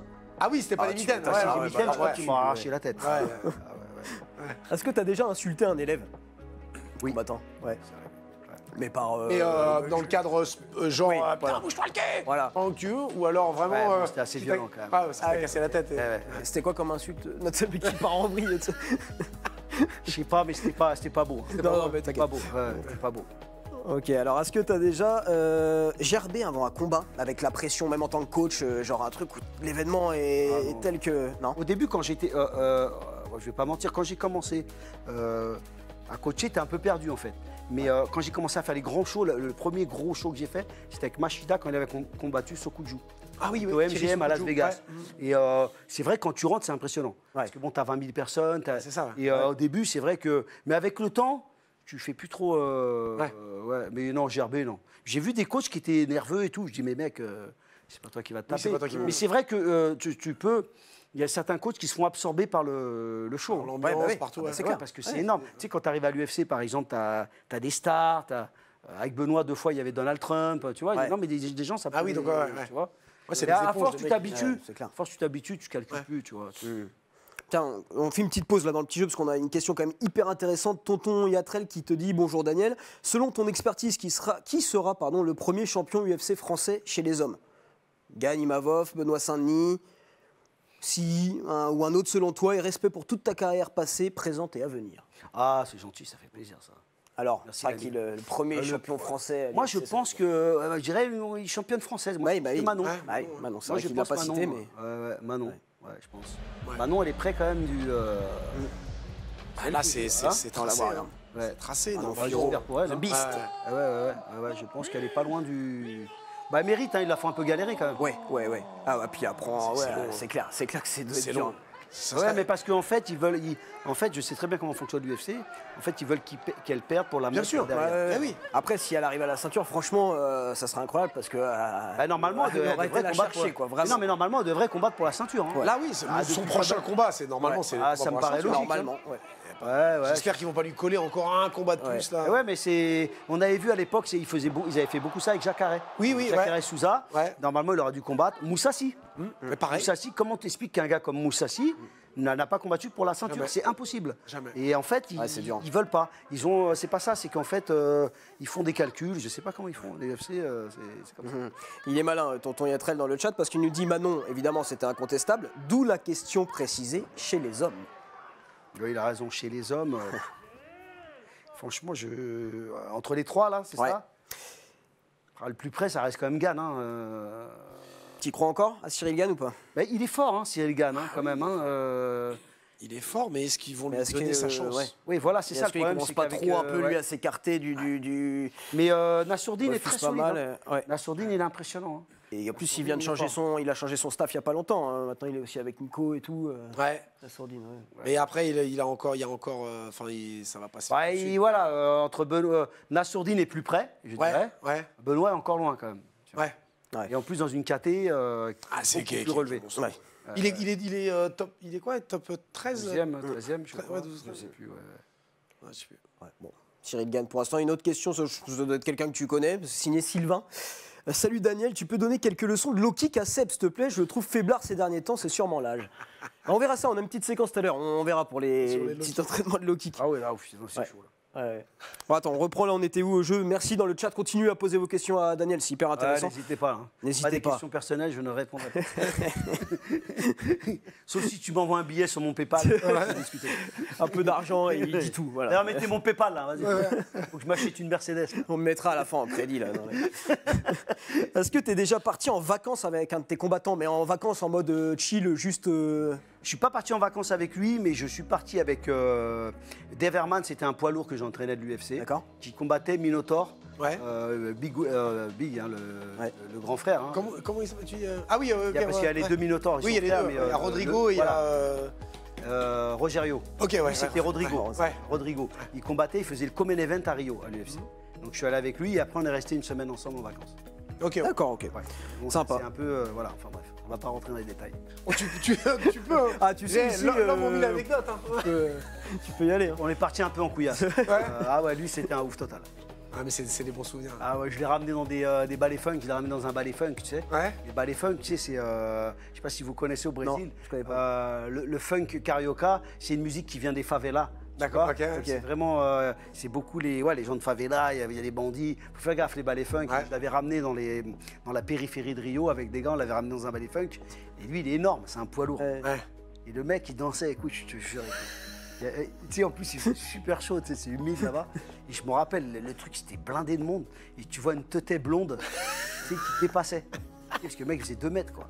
Tu vois sa teuté, je le voyais de loin et tout. Et tu sais, il avait tellement chaud, je mettais des glaçons sur la gueule. On aurait dit un psychopathe. Il avait rien à voir avec le public. Avec le- Et putain, qu'est-ce qu'on arrive. Lui, c'était un ouf. Hein. Ça, c'est des. Ah, puis c'est des bons souvenirs. Alors moi, je suis parti avec Jean-Marie plein de fois, mais je combattais déjà plus. Mais après, on partait tous les ans en vacances ensemble. Ah ouais, Tous les ans. Cool. Tous les ans au ski. T'allais où? Au ski? Au ski, à Pralognan-la-Vanoise. Ah ouais? Et- Ah, c'est cool. Et maintenant avec J'en ai Loïc des Pora. anecdotes. Maintenant avec Loïc Pora. Et Loïc, on est parti plus de 10 ans en vacances tous les étés ensemble avec nos enfants. Mais Loïc, il s'était pas installé à Nice à un moment? Non, il voulait partir à Nice. Ouais, parce Il qu'il voulait m'avait partir contacté, à Nice, justement. ouais, il voulait changer, il voulait quitter Ouais, le il monde. m'avait contacté pour ça. Voilà. Et finalement, non, ça s'est pas fait. Ça se fera peut-être plus tard, mais avec Lolo, avec Lolo, c'est pareil. Si un jour vous voulez des dossiers sur Loïc Porra, vous n'avez qu'à demander. Hein. On va en faire une petite dernière. Tiens, est-ce que tu as déjà assisté à un sparring qui dégénère Ah oui. Les gars de ton équipe. Ah ouais, le mec qui se tape, ah ouais. T'es obligé de séparer. Ah ouais, ça Ça arrive. t'est arrivé récemment ou pas? Récemment, non, mais Non. ça m'est arrivé dans les gyms, à la Team Quest, Brésil, alors je te dis pas, tu vois. Ah ouais, des fois ça dégénère. L'ego prend le dessus. Des fois il y en a un qui tape un peu plus fort. Ouais, c'est ça. J'ai vu un mec qui avait mis KO une meuf à la Black House. Ouais, je me suis retourné, j'ai entendu un cri, la meuf était par terre. Ouais. Après, elle est venue me voir, elle m'a dit excuse-moi, j'ai pas voulu et tout. Bon, putain, mais. Ouais, c'est malin. En plus, c'est un mec bof. Hein. Ah ouais, en plus, ouais. Tu sais, en plus, il savait pas donner la kick, donc il a mis toute la force pour qu'elle monte la jambe. Ah ouais. Il était un peu raide des jambes. T'imagines, le mec. J'ai entendu. Ah j'ai regardé derrière, j'ai dit putain, merde. L'autre, elle était KO par terre. J'ai dit pardon, coach. Ouais, j'ai dit ouais, mais attends. Ah, la pauvre, elle a pris une batte dans la tête. Voilà, ça arrive. Hein. Tiens, on va passer à une autre séquence qu'on aime bien avec Seb. Avant, je te pose juste encore 2 questions là dans le chat. Crisio, qui, pareil, hein, c'est le chat, tu réponds pas, Ouais. tu fais comme tu veux, Daniel. La séparation est en partie à cause de la défaite contre Poirier. Si ça le dérange de répondre, je comprends, pas de souci. Non, c'est pas ça. C'est pas ça. Réfléchis un petit peu et tu verras, tu trouveras. Voilà. Tonton Yatrel qui te demande quel est l'athlète MMA que tu aurais adoré coacher et pourquoi. L'athlète de MMA que j'aurais adoré coacher. Oh là là, tu me poses une colle. Hein. Oh, je sais pas. Bah, celui qui me fait des bons chèques, hein, en fait, hein, parce que celui qui me fait un bon chèque, T'en as pas un comme ça, un peu un rêve où tu t'es dit, ah, j'aurais kiffé, mais même si c'est pas de ton époque ou tu vois, un mec, j'en sais rien. Franchement, pas du tout. Non? Ah, ok. Mais non, parce que lui, il se met en position de fan. Ouais. Et le problème, c'est qu'il y a beaucoup de coachs, ils sont fans. C'est pas des. Moi, je suis fan de personne, en fait. Ouais. Quoi, je veux dire, si, je suis fan de Mike Tyson, mais je veux Oui, dire, ouais. dans mon métier, je peux pas entraîner un mec si je suis fan de lui. Oh putain! Oh, ça! Eh, regarde les réflexes. Non, mais là, Alors, le Seb. Attention, hein. Eh, Putain, le décor, il part en sucette. Seb, 50 combien 51 ans. 51 ans, alors il a plus trop la vue, mais par contre les réflexes, ça reste. Hein, c'est vraiment un Le truc, décor part en il cacahuète. est fort, hein, il est fort. Ouais. Tiens, on enchaîne avec d'autres questions là dans le chat. Comment tu organises une semaine d'entraînement type pour un combattant pro? Est-ce que tu peux nous détailler un peu Alors, une semaine d'entraînement type. Alors, déjà je fais 2 entraînements de MMA par semaine. Ça, c'est important, c'est-à-dire que je mixe vraiment. Hein. C'est-à-dire qu'ils vont travailler le pied-point, la lutte, le sol, tout dans un cours. Ok. Tu vois, et on va dire, 2 fois en pied-point aussi. Il y a aussi, on fait dans la semaine du striking avec des liaisons lutte. Ouais. Ça, c'est important. Et à côté, ils font du spécifique. Spécifique sol, spécifique lutte, prépa physique. D'accord. Comme ça. Et généralement, mes cours ne sont pas très longs. Parce qu'en fait, on entend beaucoup de combattants qui disent « Ouais, moi j'ai fait 3-4 entraînements par jour. » Je doute. Ouais. Parce que je veux dire, 3-4 entraînements, c'est impossible. Généralement, on en fait 2. Et j'essaie de faire des entraînements pas trop longs parce que le MMA, c'est très énergivore. Explosif, Et en fait, je veux qu'ils récupèrent. Donc, je fais des entraînements d'1 heure, 1 heure et quart, 1 heure 10. D'accord. C'est ça. À la Ok. hollandaise. Voilà. À la hollandaise, on arrivait, t'es chaud, hein. Ouais. T'arrives, c'est 1 heure. Ouais, Il voilà. n'y a pas corde, c'est tout de suite. Allez, bim, on rentre dans le dur. Mais moi, de toute façon, l'échauffement, il est déjà. On est dans le spécifique. C'est-à-dire tout de suite, je mets en place des situations pour gagner du temps. Ouais. C'est-à-dire, dans l'échauffement, ils font de la technique déjà, tu vois, des drills, tu vois. Ouais. Et après, je passe à la partie au corps de séance, comme on dit, à la partie plus spécifique. Mais c'est vrai, il ne faut pas que ça dure trop longtemps. À l'époque, tu te rappelles quand on faisait des entraînements à l'ancienne, c'était des entraînements de 2 heures, on faisait des pompes. Déjà, parce tu fais 20 minutes de corde. 20 minutes de corde avec sa accélération. Mais ça, c'est normal à l'époque, parce qu'à l'époque, tu n'avais pas beaucoup de créneaux, tu t'entraînais 3 fois par semaine, donc tu faisais tout. Ouais. Mais là, les mecs s'entraînent 2 fois par semaine. Il faut faire attention, sinon le gars, tu le crames. Ils font des surentraînements. C'est là qu'après, ton immunité est baisse, tu attrapes des furoncles, tu vois, je veux dire, tu tombes malade, tu vois, donc il faut faire attention. Faire attention avec l'entraînement. J'ai vu que sparring 1 fois par semaine et encore, je fais plus de sparring dur comme avant. Avant, c'était des dingueries. Ouais, les Parce mises que, de doigts, c'était fortes. c'est chaud, faire gaffe. J'ai vu que tu avais fait une interview, je crois. Alors, je crois que c'était RMC à l'époque où tu disais que les entraînements sur piste, toi, c'était pas du tout ton délire et que tu comprenais c'est vrai même que pas j'ai charrié pourquoi. un peu, mais après, en termes d'entraînement, personne à la vérité, chacun fait comme il veut. Mais c'est vrai que moi, je ne fais pas parce qu'en fait, on n'a pas besoin de ça. Quoi. Je veux dire, mais il y en a qui aiment bien le faire, tant mieux pour eux. Hein. C'est vrai que moi, je fais du MMA, hein, tu ne vas pas courir. Hein, donc, par exemple, Dan, je ne l'ai jamais vu courir. Anderson, je ne l'ai jamais vu courir. Machida, C'est pas essentiel. C'est pas essentiel à la performance. Maintenant, il y en a qui aiment bien. Je pense qu'en France, on a une culture attelée aussi. Oui, Tu vois, beaucoup. t'as vu avec surtout que les préparateurs physiques, tu sais, généralement, il y en a beaucoup qui viennent de l'athlé, qui viennent. Bien sûr. Ouais, c'est vrai. Ils font ce travail de fractionner. Ouais, sur piste, ouais, Et c'est tu vrai. penses pas aussi mais quand tu regardes, je sais pas, à partir du moment où tu te sens bien, tant mieux. Oui. Tu vois. Oui. Mais le plus important, c'est l'entraînement de MMA. Hein. Bien sûr, bien sûr. Ça reste le principal. Mais je Ça, pense que c'est c'est vrai. ça aussi. Ouais. Je pense que c'est plus. Alors évidemment, ça peut être efficace de s'entraîner sur piste, mais c'est aussi peut-être pour certains sortir un peu du cadre salle de MMA et tout, et tu vois, faire un peu autre chose pour casser un peu la routine aussi. Mais il y a beaucoup, par exemple, en après, Muay Thai, il y a- t'as vu, cours le matin et tout. Moi, je sais pas si c'est nécessaire d'aller courir 20 bornes, quoi. Je veux dire. Courir, oui. Non, courir, ça fait du bien. Voilà. Après, Voilà. ça dépend, effectivement. Je suis un peu d'accord avec toi sur le fait de faire des exercices typiques d'athlétisme pour le MMA. Même si c'est pour travailler ton endurance, tu peux retrouver des exercices aussi efficaces rien qu'en MMA. Ouais, bien sûr. D'accord. Travailler en lutte. Voilà, ouais.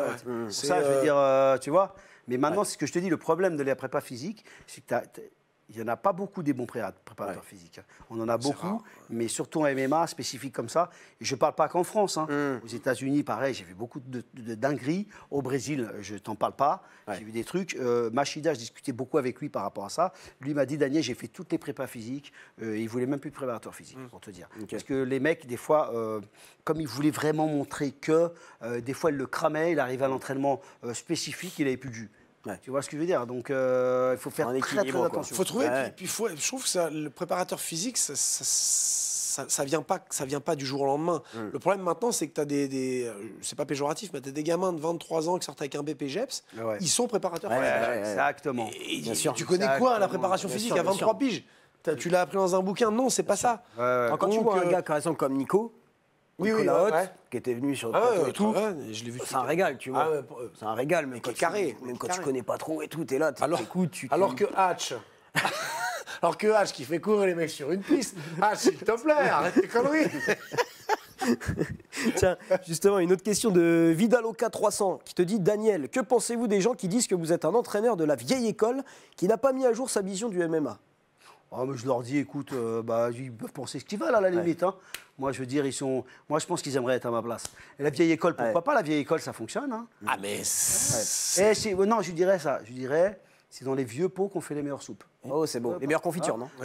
Ouais, non, c'est pas les soupes. Confitures, non? Je crois que c'est des confitures.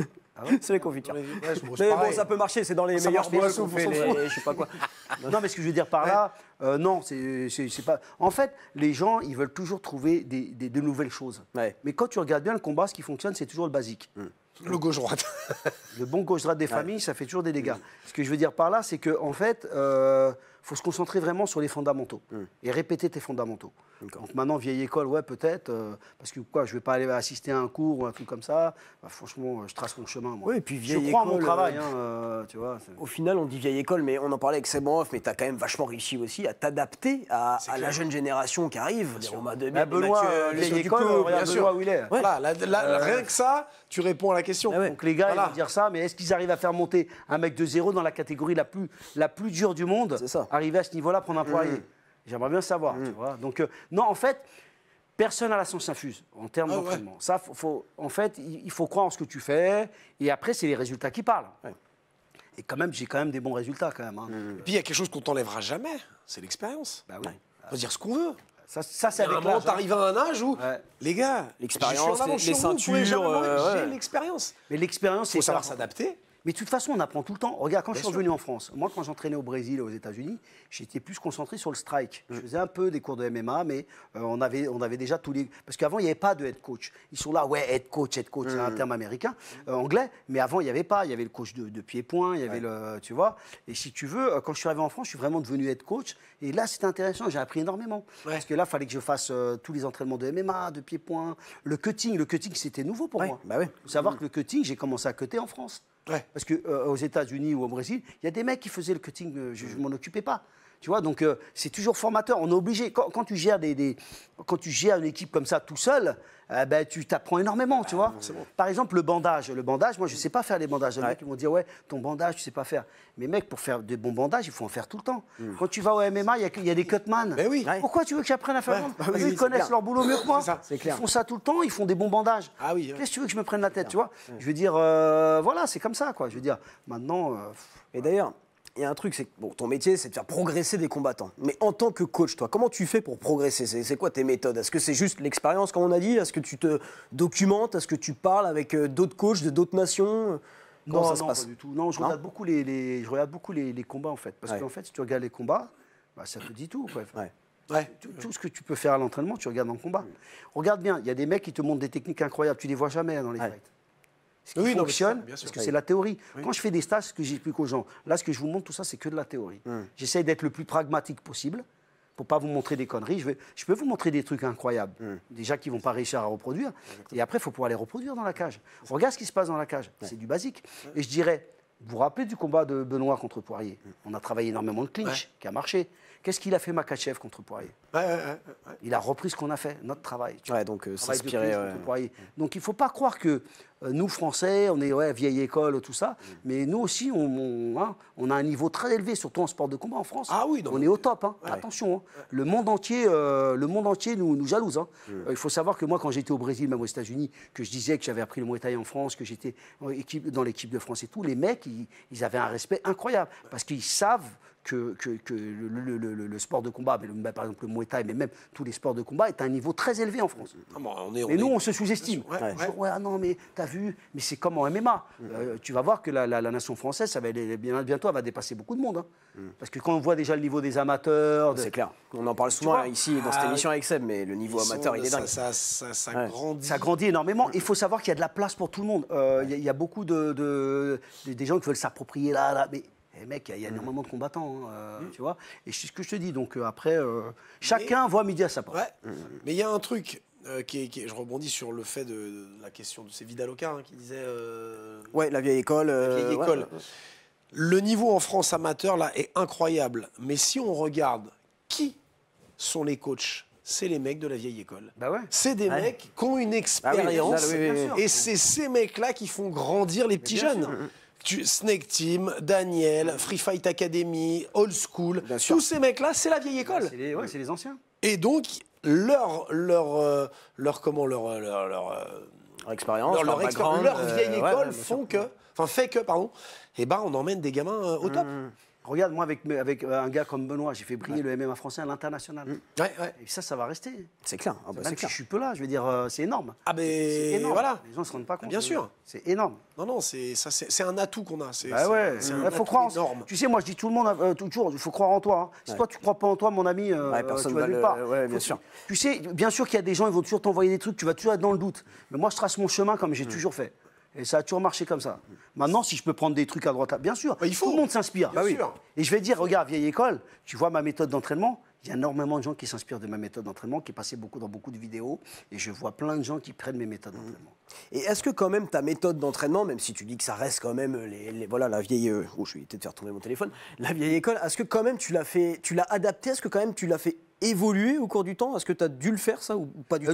Toujours. Ouais. Parce qu'en fait, il faut savoir que le MMA, c'est un laboratoire. Ouais. Quand tu mets en place des séances, des fois, tu vois des choses, ou même le combattant, il fait des choses, ça te donne des idées, en fait.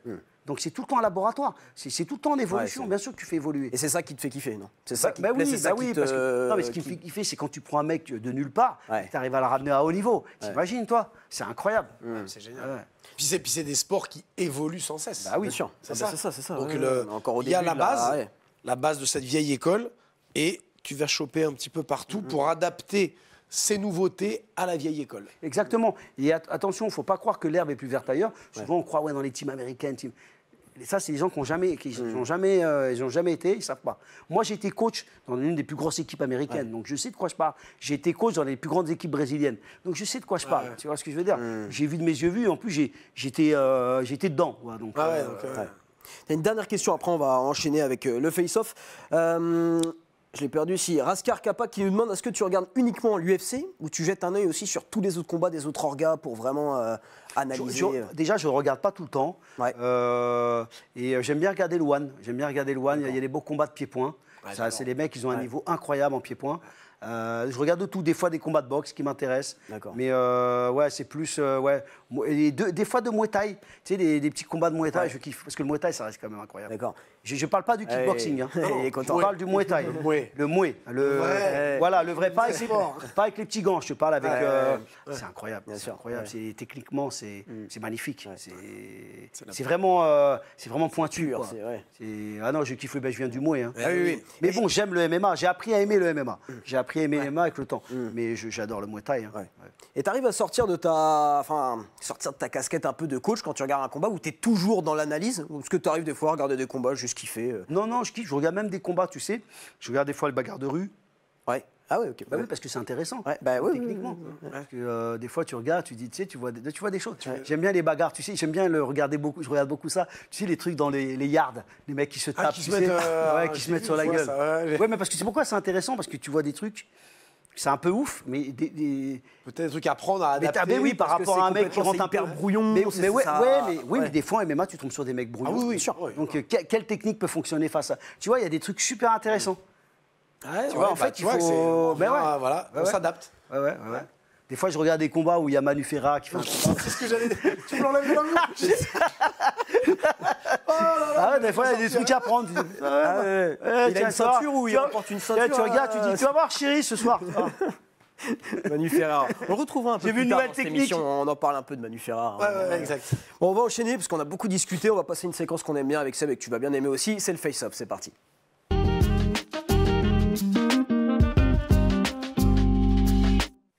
Alors, très très simple, le face-off. Tu vas avoir une photo avec une personnalité, un combattant, une combattante ou autre, et tu vas devoir t'adresser directement à cette personne, comme si tu lui parlais. Nous, on n'est plus là avec Seb, tu parles à la personne que tu vois. Ok, vas-y. Ok? Je lui dis quoi en fait? N'importe quoi. Ah, ce que tu veux. Ce qui te passe par la tête. Ce que tu veux. Un mot, une phrase. Et nous, on va pas rebondir. On va pas rebondir. À chaque fois, quand même, tu peux dire qui est la personne et après lui parler. Ok? Allez, c'est parti. Cyril Diabaté. Alors Cyril au top. Il m'a tendu la main quand j'en avais besoin. Parle-lui. Hein. Nous, on n'est plus là. Cyril, tu es un grand homme. Déjà la taille, c'est assez balèze. Et ouais, le poteau, le frangin, on s'est vu hier. Ous. Vous pouvez enchaîner en régie. Hein. Alors. Ah, le Spider, ça va le Spider, comment vas-tu? Ah bah, j'oublierai jamais le parcours que j'ai fait avec toi, l'ami. Franchement, incroyable le Spider. Mon premier combat avec lui, c'était à Las Vegas contre James Irvine. Sur une saisie de jambe, ma technique que je lui avais montrée, il met un gros KO. La légende, le GOAT, c'est lui, hein. Je crois 11 fois champion du monde. Rien à dire, un tueur à gage. On peut enchaîner. Dan Anderson, pareil, Dan, alors une figure, j'espère que tu vas bien, Dan. Des guerres qu'on a passées ensemble, incroyable. Et la plus grosse, et je crois que c'est. Non, mais il y en a eu deux, hein, même. Je dirais même trois. Quand il a mis KO Fedor et quand il a battu 2 fois Shogun. Où le combat de Shogun, ça a été le combat de l'année, hein, du siècle même. Ouh, Paolo Rambin. Celui, c'est mon premier combattant. Comment tu vas, Paolo? Premier combattant de MMA, Paolo. D'ailleurs, qui habite toujours à Rio. Je suis toujours en contact avec lui. Ça a été un bon combattant de MMA. Il a même combattu Dourinho. Tu sais, ouais. Et super gars. Vraiment super gars. Faut que je passe le voir si je vais au Brésil. C'est un peu loin d'où je suis. Je vais essayer de faire l'effort. Mathieu Leto Duclos, je lui souhaite. Tu lui parles, hein, vas-y. Ah ouais. Salut Mathieu, entraîne-toi, arrête tes bêtises. Mais je te souhaite le meilleur pour toi. Las Vegas, on va tout défoncer. Ou Jamel Berandou, lui c'est mon mentor. Alors ce combat, il faut savoir que j'avais 15-16 ans, c'était à Sartrouville, aux Cités des Indes. Et Jamel Berandou, franchement, c'est la famille Berandou même. Hein, c'était, c'est avec eux que j'ai commencé la boxe thaï. C'est une famille de boxeurs et franchement, c'est incroyable. En fait, c'était comme un second frère, ou même un père. Juste avant qu'on enchaîne avec la dernière, qu'est-ce que tu dirais là au Daniel de cette époque qui a 16 ans? Ah, c'était une époque de folie, quoi. Putain, moi, j'étais un peu ouf, en plus. Heureusement qu'il y a eu la boxe taille pour me structurer. Je pense que j'aurais mal terminé. Ouais. Et on en revient toujours à... On ne fait pas de la boxe par hasard. Bah, évidemment. On en a une dernière, quand même. Une personne que tu connais pas mal, je pense. putain, mais qui Oh putain, t'as une vieille gueule, mec. Là, il va falloir que tu prennes du soleil. Qu'est-ce que je pourrais dire? Lâche pas, mon frère, t'es le meilleur. C'est toi le boss, tu vas défoncer tout le monde. T'as intérêt, mec. T'as entendu ce que je t'ai dit, là? Tu vas déboîter tout le monde, mec. Hein. OK? Mais t'es quand même beau gosse. C'est une question que j'aime bien poser à chaque fois qu'on fait ce petit truc-là de miroir. Est-ce que tu considères, toi, Daniel, tu as 55 ans aujourd'hui, c'est ça? Est-ce que tu considères bien te connaître? Ouais, je pense, ouais. On se connaît vraiment. Ouais. Non, on a des côtés obscurs quand même, tu vois. Mais non, ouais, je pense, ouais. T'en apprends encore quand même sur toi-même, même à 55 ans ou Oui, bah toujours, hein, tu sais, on évolue un peu, tu vois. Je pense que j'ai un bon cœur quand même. Ouais. C'est pas que je suis parfait, des fois je me pousse des gueulantes, je suis un peu ouf, un peu trop direct, je pense. Mais je change pas. c'est une qualité aussi dans ce que tu fais, ce que tu as fait, ce que tu vas faire. Avec ça. Ça plaise pas, mais ça. Voilà. Mais bon, je trace mon chemin, il n'y a pas de problème. Ouais, c'est la franchise. Voilà, point. Mais on souffre, hein. Quand t'es trop franc, tu souffres. Ouais. Ça peut créer des. Ouais, et c'est encore Jean-Marie, moi, qui me disait ça. Je sais que dans le milieu. Jean-Marie Mercier. Hein, ouais, Jean-Marie Mercier. Juste pour, voilà. Qui, lui, dans le milieu, c'était vraiment la grande gueule. Il disait tout, voilà, tout haut, ce qu'il pensait, tout haut. Il pensait jamais tout bas.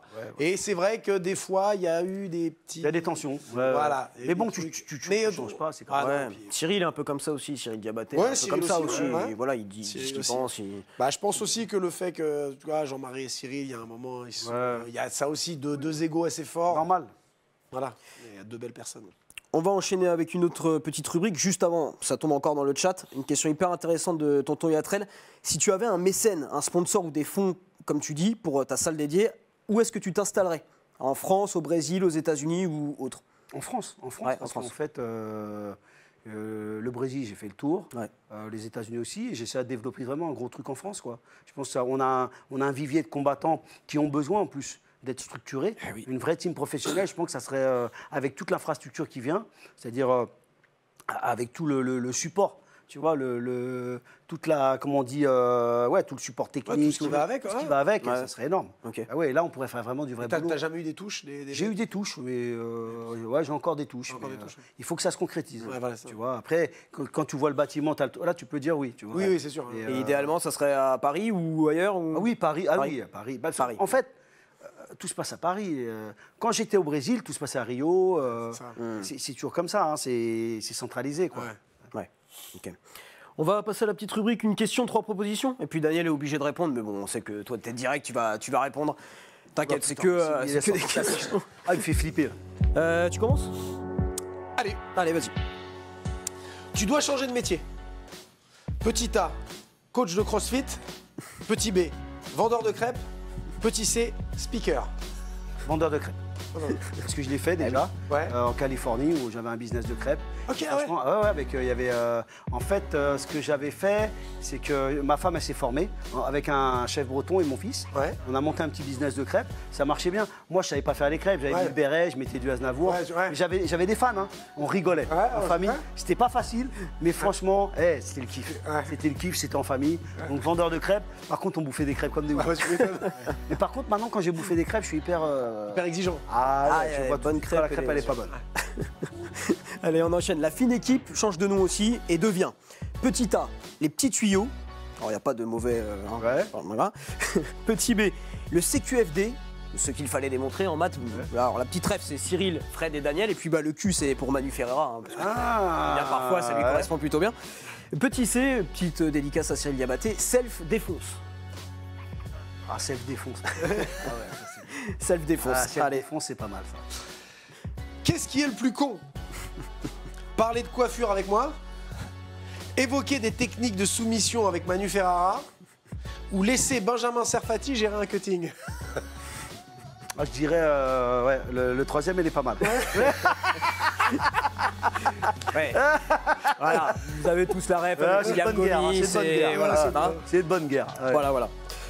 On a besoin de toi au JO pour entraîner. Alors, petit A, la natation synchronisée, plus particulièrement l'épreuve par équipe avec 8 nageuses quand même. Petit B, l'équitation et plus particulièrement dans l'épreuve du dressage. Petit C, la gymnastique rythmique, plus particulièrement le ruban artistique. Je dirais le premier, moi, là. C'est pas mal. Natation. La natation synchronisée. Un truc synchronisé avec 8 meufs. Là. Ah, je gère ça. Ah, je gère. Là, je gère. Bah écoute, peut-être qu'on va voir avec la fédé de natation aussi. Ta plus grosse déception? Petit A, ne jamais avoir remporté un MMA Award de la sueur. Petit B, ne pas avoir été invité au mariage de Fernand Lopez. Petit C, être plus petit que Cyril Diabaté. Ah ouais, C'est dur, hein. Ah, c'est dur. Ne pas être invité par Fernand Lopez. Ah, ça, franchement, je sais que toi aussi, ça m'a fait chier. Ça m'a fait chier.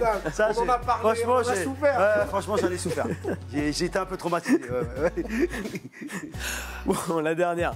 La nouvelle championne de l'UFC te veut comme coach, mais tu dois venir la préparer 3 mois et tu seras logé. Petit A, dans un chalet en bois en Sibérie. Petit B, dans une tente Quechua au camping municipal de Maubeuge. Petit C, dans un studio en Corée du Nord. 3 belles destinations. Je dirais non, en Sibérie. Hein. En Sibérie. Ouais, parce qu'en Chalet en fait, bois en Sibérie. moi, tu sais, je suis allé en Ukraine. Ouais. J'ai entraîné Spivak et Roman Dolice. Et j'étais dans une petite cabane.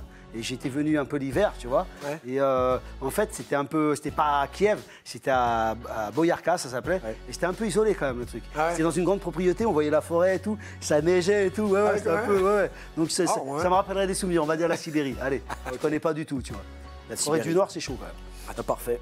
T'as répondu parfaitement à nos questions. Ouais. Seb, cette semaine, tu voulais parler d'un combat qui va peut-être pas se faire, en tout cas qui est reporté, qui concerne une légende, Mike Tyson. Tu nous en parles tout de suite, c'est le que du love.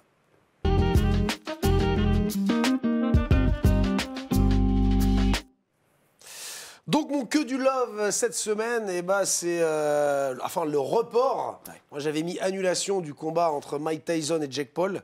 J'étais tellement content que ça se fasse pas. Je suis tellement content qu'il soit reporté et j'espère que ce combat ne se fera jamais.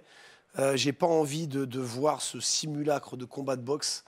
Moi, Mike Tyson, c'est Mike Tyson, on touche pas à Mike Tyson. 57 Paul, ans. Hein. 57 piges. Jake Paul, bon, youtubeur, acteur, je sais même pas ce qu'il est en fait. Influenceur. J'ai envie de dire, si tu as envie de combattre, si tu as envie de faire de la boxe anglaise, si tu as envie de devenir champion du monde, charbonne comme tous les autres. Tu pars d'en bas, tu fais tes combats.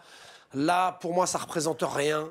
Alors oui, ça génère de la thune, ça génère des vues sur les chaînes YouTube de Jake Paul. C'est pas ça qui m'intéresse. L'essence de la boxe, c'est pas ça.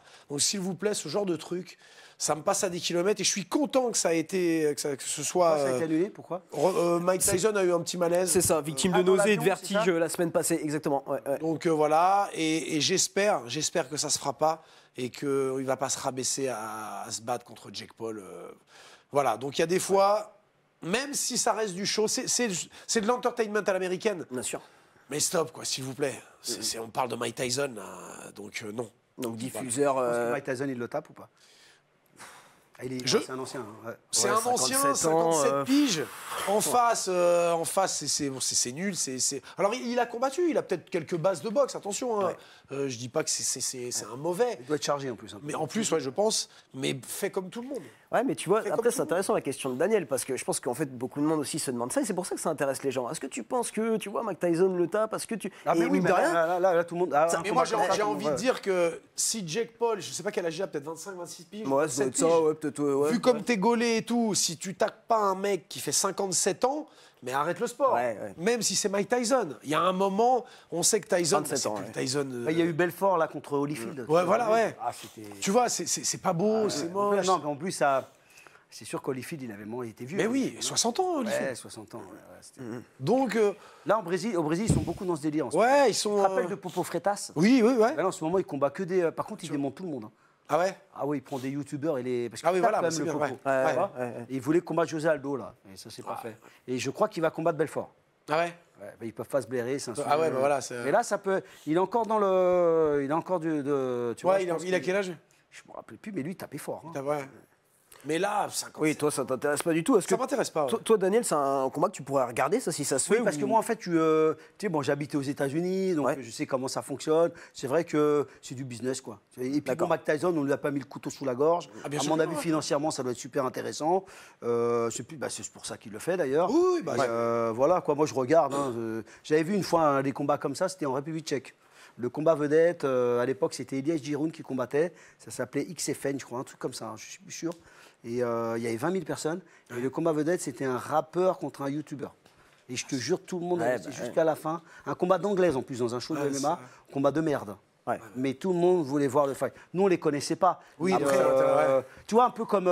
T'as vu. Il n'y a pas eu un combat avec deux gars de la télé-réalité en boxe anglaise? Oh, ça se peut. Non, mais là, surtout, je crois qu'il y a aussi un événement qui se monte. Julien en régie va savoir mieux que moi ça, mais un événement qui se monte aussi, je crois, de boxe anglaise entre plein d'influenceurs français, de youtubeurs français. Je crois que j'ai vu passer ça sur les réseaux. Si Julien, tu peux m'aiguiller là-dessus. Mais je crois qu'il y a eu un truc comme ça qui est programmé avec tous les influenceurs, tu vois, qui vont faire. Ah, mais ils aiment ça. Mais en fait, les gens, ils kiffent. Hein. Mais parce que la boxe a toujours passionné. La boxe, tu l'aimes ou tu la détestes. Mais quand tu l'aimes, tu es passionné, tu as envie de. Mais là, j'ai l'impression que, et en plus, depuis l'avènement du MMA, tout le monde veut se battre. Oui, mais. Tout le monde veut. Moi, je suis. Non, mais regarde, Sébastien, là, par exemple, nous, on a été s'entraîner avec le double champion du One. Le mec, il a quoi, 25 000 followers, le mec. Moi, je ne connaissais même pas. Tu vois, bah oui. C'est quand même un truc incroyable. Alors que tu prends des mecs voilà, lambda, des fois des rappeurs, ils se clashent entre eux. Ouais, ils Par ont exemple, un tu mets un million, Booba contre, je sais pas, un Caris. Ah, tu remplis le Stade de France. Ah oui, non, mais c'est sûr. C'est comme ça, c'est devenu un business. Hein. Donc ça, tu peux rien y faire. On le voit maintenant aussi chez les combattants de MMA. Il y a des combattants Bien sûr. amateurs, ils sont plus suivis que des combattants Bien professionnels. sûr, mais bien sûr. Ils ont des sponsors, ils sont mieux payés que des combattants professionnels. Paul Denat, Cyril Diabaté nous expliquait sur le plateau que Paul Denat, Paul Denis Navarro, avait refusé, je crois, de partir en stage avec lui parce qu'il demandait, je sais plus, il demandait un peu de rémunération. Enfin, tu vois, mais parce que le mec c'est un influenceur, il a 200. Après, non, ça paraît incroyable. C'est un bon combattant amateur, je dis pas, il y a pas de, mais ça devient après des influenceurs et ça monte un peu à la tête. Et comme tu disais Seb, tu le dis souvent sur cette émission, maintenant les organisateurs pour faire des cartes, eh ben, ils vont peut-être plus regarder mais sûrement. le nombre d'abonnés qui remplissent la que le billetterie, niveau dans la cage. Bah oui. Mais l'UFC aussi, attention. Ah oui, bien sûr. L'UFC, ils font comment? Ils regardent les chiffres. Hein. Ah ouais. Je veux dire, lui, il est intéressant. Oh putain. Mais il y a un esprit, je crois. Il y a un Et esprit. je me souviens que ça a commencé à l'UFC. Alors, c'est peut-être pas l'UFC, il a peut-être pas fait son premier combat à l'UFC d'ailleurs. C'est peut-être une autre orga. C'est Kimbo Slice, Bah oui, rappelle-toi. qui était Street Fighter. Ah, pareil. Et c'est l'UFC, je crois, son premier. Ouais, il a fait l'Ultimate Fighter. Voilà, ah, ok. Et, après, c'est là- Bass qui l'a coaché pour son premier combat, Bass Rutten, qui a coaché Kimbo Slice. Il était moyen, hein, c'est pas. Oui. Ouais. Alors, dans la rue, ils avaient des vidéos. Après, il a fait le Bellator, je crois. Il a fait le Bellator après. ouais. Et je sais, moi, je l'ai commenté contre le combat le plus pourri. Ah oui. Contre Dada 5000, Ouais, horrible. un mec qui avait une coupe rouge, on dirait qu'il avait une pure de Babybel sur la tête. Je te jure, le combat ridicule, les mecs.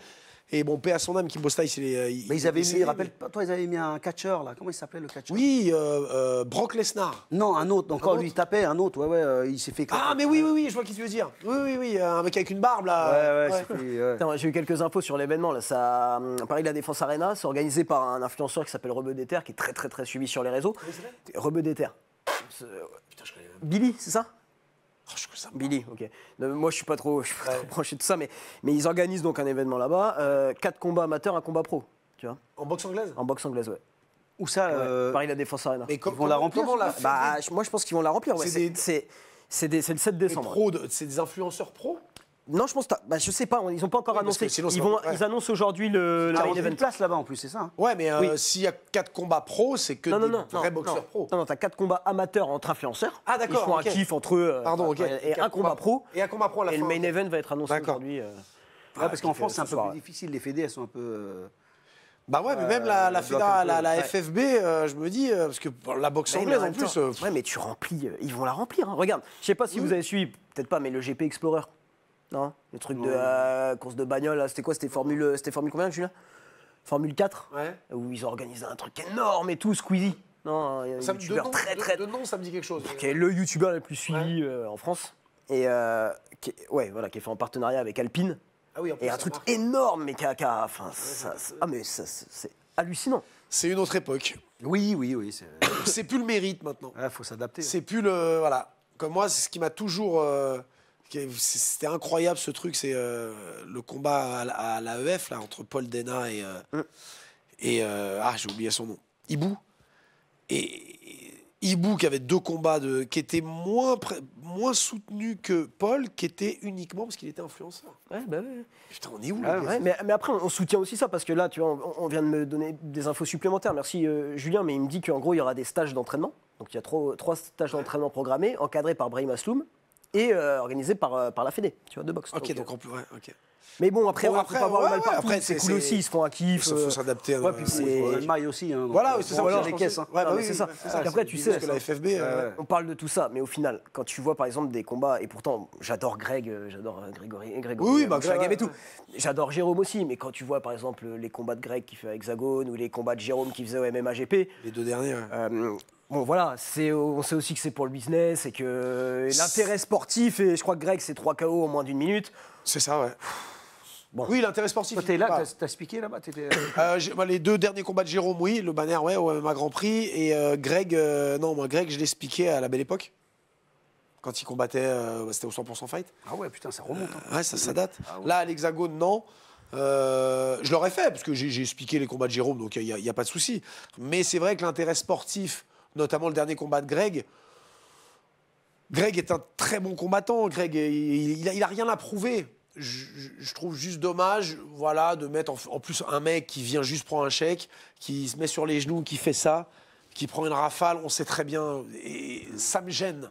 Ça me gêne parce que je suis un amoureux de ce sport et que tous ceux qui charbonnent derrière, qui s'entraînent dur, qui ont envie de faire des vrais combats et qui ont le niveau, et pourquoi pas, on pourrait les mettre en main event, on ne les met pas parce que je vais mettre un combat qui va me faire remplir des gradins. Alors oui, Ouais, après, le côté c'est financier, logique, il est là. ouais. Mais je suis sûr que Greg, tu le mets en troisième dans la carte, là, Principale. voilà, la carte principale, tu le mets en troisième.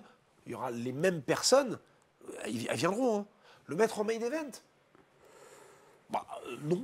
Enfin, non. Pourquoi? Ouais, à Paris, hein, c'est ça. Ouais, c'est Ouais, c'est ça. Voilà.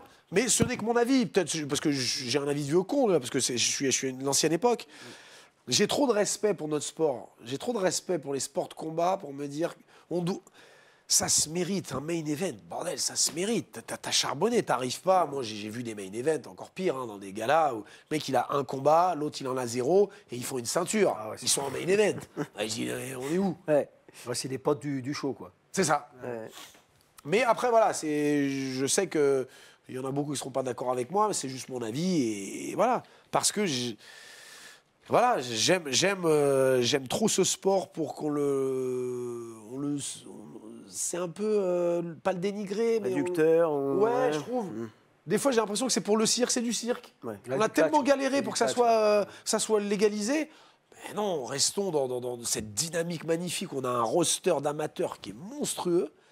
On a la meilleure nation européenne de combat. Et c'est ça qu'il faut mettre en avant. Ouais.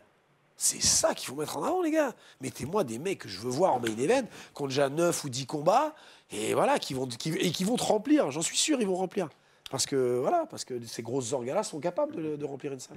Oui, puis combattant de MMA, alors ça s'invente pas, on ne devient pas combattant comme Non. ça. Moi, j'essaye tous les jeudis ici de rentrer un peu dans le personnage. On va voir un petit best-of de tous les coups que je me suis pris depuis le début Regarde, de, ça va être toi. de cette émission. Ça va être Daniel qui va se rajouter à la liste. On regarde ça tout de suite et puis on revient avec Putain. Daniel Voirin qui va me mettre un petit coup. Allez, c'est parti, on regarde Le ça. truc, ça part en sucette. Une dernière, je peux y aller, hein, parce que là, je te sens un peu...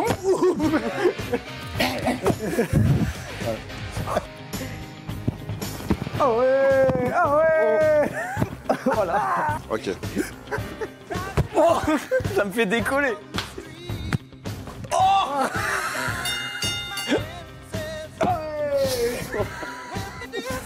Voilà. Celui-là, il est beau. Ah ouais, c'est bon, c'est bon. Voilà, je suis prêt. Daniel aussi. C'est parti, c'est la bagarre. Oula.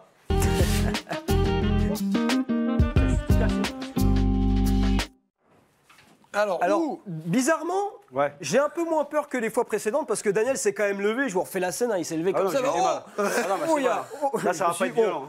alors, où c'est? Dans le plastron? Ouais. Ou alors, Dans la tête. C'est quoi? moi, je pensais à un low kick, moi. Ok, pas besoin de place. C'est aspect en plus, non? C'était un peu aspect en tant que un combattant petit de Muay low Thai. kick, ouais, pourquoi pas. Ouais, c'est vrai, en plus. Un t'es petit low masqué. kick? Ouais, ouais. Mais léger, quand même. Oui, bah voilà. Mais qui repartent, tu sais, quand même un peu pâte en mousse. Non, non, non, mais attends. Je m'en suis déjà pris un par Nicolas Hoth, par Alexis Nicolas. Oh non! Tu vois, là, regarde. Et là, c'est Voilà. là que je me suis fracturé. hein. Voilà. Ah, c'est celui-là? Non, mais attends, l'osseux, tu vois pas Ouais, ouais. l'osseux, ouais. J'ai le même là. Attends. Je me mets. Oh putain, je sens. Les low kicks, c'est ce que je déteste le plus, ça me fait trop mal. Doucement. Hein. Oui, doucement, ouais, pas un gros low kick, mais voilà. Attends, c'est psychologique. En expliquant un petit peu, voilà, le low kick, on le met ou à la hollandaise ou à la on se taille. décale un petit peu. Seb, décolle-toi un peu là. Là. Attends, je vais me mettre là. Tiens, Voilà, non, le low kick, c'est bon. on se décale un petit peu, tu vois, pour sortir un peu de l'axe, Ouais. pas se faire contrer. Et en plus, ça augmente la puissance. Ok. Attends, moi je. Non, mais je vais fais- doucement, t'inquiète. Je te fais juste Alors, il y ça. a la petite technique pour pas que t'aies trop mal. Avance un tout Contracter. petit peu ta jambe et contracte. Voilà. Si t'as la guibole Ouais. mousse, là, demain, tu boites. Non, je vais doucement. Pète un coup. J'aime pas ça. Pas- Non, mais hey, t'as vu qu'il a bougé là, mais ça fait mal. Ça a bougé. Ouais, ça fait mal. Ça fait mal là Non, ça va. Ça va. Attends. Mais là, t'as vu le geste Attends. On décale, hyper important. Ouais, ça fait un peu mal. Non, mais ça fait mal. Ouais, ça fait un peu mal. Attends. Allez, le chakra. Ouais, j'ai pas envie de lui faire mal, hein, tu vois. Tu es prêt? Vas-y. Fais un petit décalage. Aïe. Ah ouais, ça fait mal, c'est le tibia. Hein. Ah, celui-là il pique. Oui, ça. J'ai senti le muscle. Oui, mais j'ai s'écraser. senti aussi. Non, mais ça fait hyper mal. Non Ouais, seulement mais j'ai senti, En fait, j'ai kiffé. à chaque fois que je fais cette séquence, surtout sur des low kicks comme ça, parce qu'encore avec le plastron, je sens les vibrations, Ouais, mais ça va. ouais. Mais quand c'est sur des low kicks ou des trucs, je Non, me mais low dis, kick, ça fait mal, je me hein, dis c'est- les mecs sont ouf. C'est Le rapport à la douleur, l'arme ouais, non, il est redoutable fou, du mouet. Ça fait mal. Le low kick, c'est magnifique. Ah ouais. Quand c'est bien placé. Non, mais encore là, tu vois, j'en prends un, ça va, je vais un peu. Mais quand t'en prends dans des combats, je sais pas, tu peux en prendre combien dans un combat quand vraiment. Non, mais avec l'adrénaline. Non, mais de toute façon, tu regardes en Muay Thai, les mecs, ils bloquent. Oui, ça bloque. Sur en MMA, qui bloquent pas trop. Ouais, mais il Ah, ça peut bloque pas, ouais. vraiment. Ah non, ouais, Très ouais, rare. il faut- Mais par contre, tu as vu rapidement, si le mec il donne des bons low kicks, rapidement le mec il change de garde. Ouais, tout de suite. hein. Tu vois. Ah Les non, calf kicks, j'aime pas trop. T'as vu Ah, j'aime pas du tout. Parce que le problème des calf kicks, tu peux te blesser toi-même. C'est ça. Ce que j'explique, Là, le gars. ouais. Je dis, tu vas te foirer le pied sur Et le- moi, j'ai mes élèves en taille qui commencent à me mettre des calf kicks. Je dis, mais arrêtez avec ça. Mais tu sais que j'ai vu ça à TV7 en Thaïlande. Hein. Oui, mais même au One, les mecs commencent à mettre. C'est chaud, tu te ruines Ouais. le pied. Quoi. Ah oui, tu te fais mal. Par contre, ouais, si le mec il te prend le mollet, par contre, t'es mal. C'est ça. Bon, ça va, je vais récupérer. On a encore quelques questions dans le chat là. Votre prono hein. pour Nassourdine Imavov et Tyler Lapillus ce week-end? Un prono Ouais, toi tu dirais quoi? Oh, les... Les deux combattent dans le même show? Ouais. Ouais, Ah ouais, ok. c'est canonnier pour Imavov? Moi, je pense que Nassourdine vainqueur. Et Taylor, il prend. Je sais plus. Je pense que Taylor aussi va gagner. Je pense qu'on a deux victoires tricolores. Ouais, tu penses? Sans chauvinisme, hein, vraiment. Mais je pense que. Ouais, Nassourdine, il est sur une très bonne dynamique. Taylor, il est régulier. Ouais. Moi, je vois les deux gagner. Ouais. Et toi, Daniel? Écoute, je pense que ça va être un combat dur pour Nassourdine. Ouais, parce que L'autre, en plus, il a des bons low kicks. Parce que je pense que pour surtout debout, hein, pour frustrer Nassourdine, c'est Ouais. difficile, hein. Mais c'est vrai que Nassourdine, il est fort. On va vraiment finir le. Ouais, là, là, il faut mettre de la colle. Hein. Ouais, C'est la colle. c'est dur le pronostic. De pronostiquer. c'est pas évident. Ouais. Cody Staman pour Parce que c'est Taylor tout bon Lapillus. combattant. C'est. Cody Staman. Ok, bon. Pour Taylor, je sais pas, je connais pas son. Ouais. Il doit galérer, Un bon lui, je me combattant dis, aussi, il hein. est sur RMC en même temps, il fait tous les coms, tous les trucs et tout. Et en même temps. Et en même temps, entraîneur, combattant, putain. ouais, après, voilà. Non, mais c'est tout à son mérite. Hein, Et là, mais, c'est où qu'il combat, là Mais C'est où le combat? c'est aux États-Unis. C'est aux États-Unis, Ouais, ouais, ouais, mais c'est où aux États-Unis, ouais. C'est pas Vegas, je sais pas où c'est. Je sais plus. Je sais pas. Mais c'est aux Mais ouais, c'est aux États-Unis. Ouais. C'est J'ai ce vu que- samedi là. ok. Ouais, Ouais. ouais, c'est ça. Mais c'est le main event, hein, Nassourdine. c'est ça. Ouais. Louisville. Ça va être un bon fight. Hein. Ah, je pense, ouais, ça va être beau. Hein. Combat, Nassourdine. Louisville dans le Kentucky. Ah, voilà. Ouais, ouais, ouais. Parce qu'il est engagé quand même, il y va, Nassourdine. Ah, il est. Moi, j'aime beaucoup. Et j'aime canonnier beaucoup aussi, donc ça va être canon. pas mal. Voilà, ça va être un bel affrontement, mais je me dis, Nassourdine, il a tellement à gagner là. Voilà. Ouais. Après, Il ça est reste classé un combien, combat. Hein. Nassourdine là? Ah, il est même pas dans. Je sais même pas s'il est dans le top 10. Je crois- Si, non, je je crois crois- pas. Hein.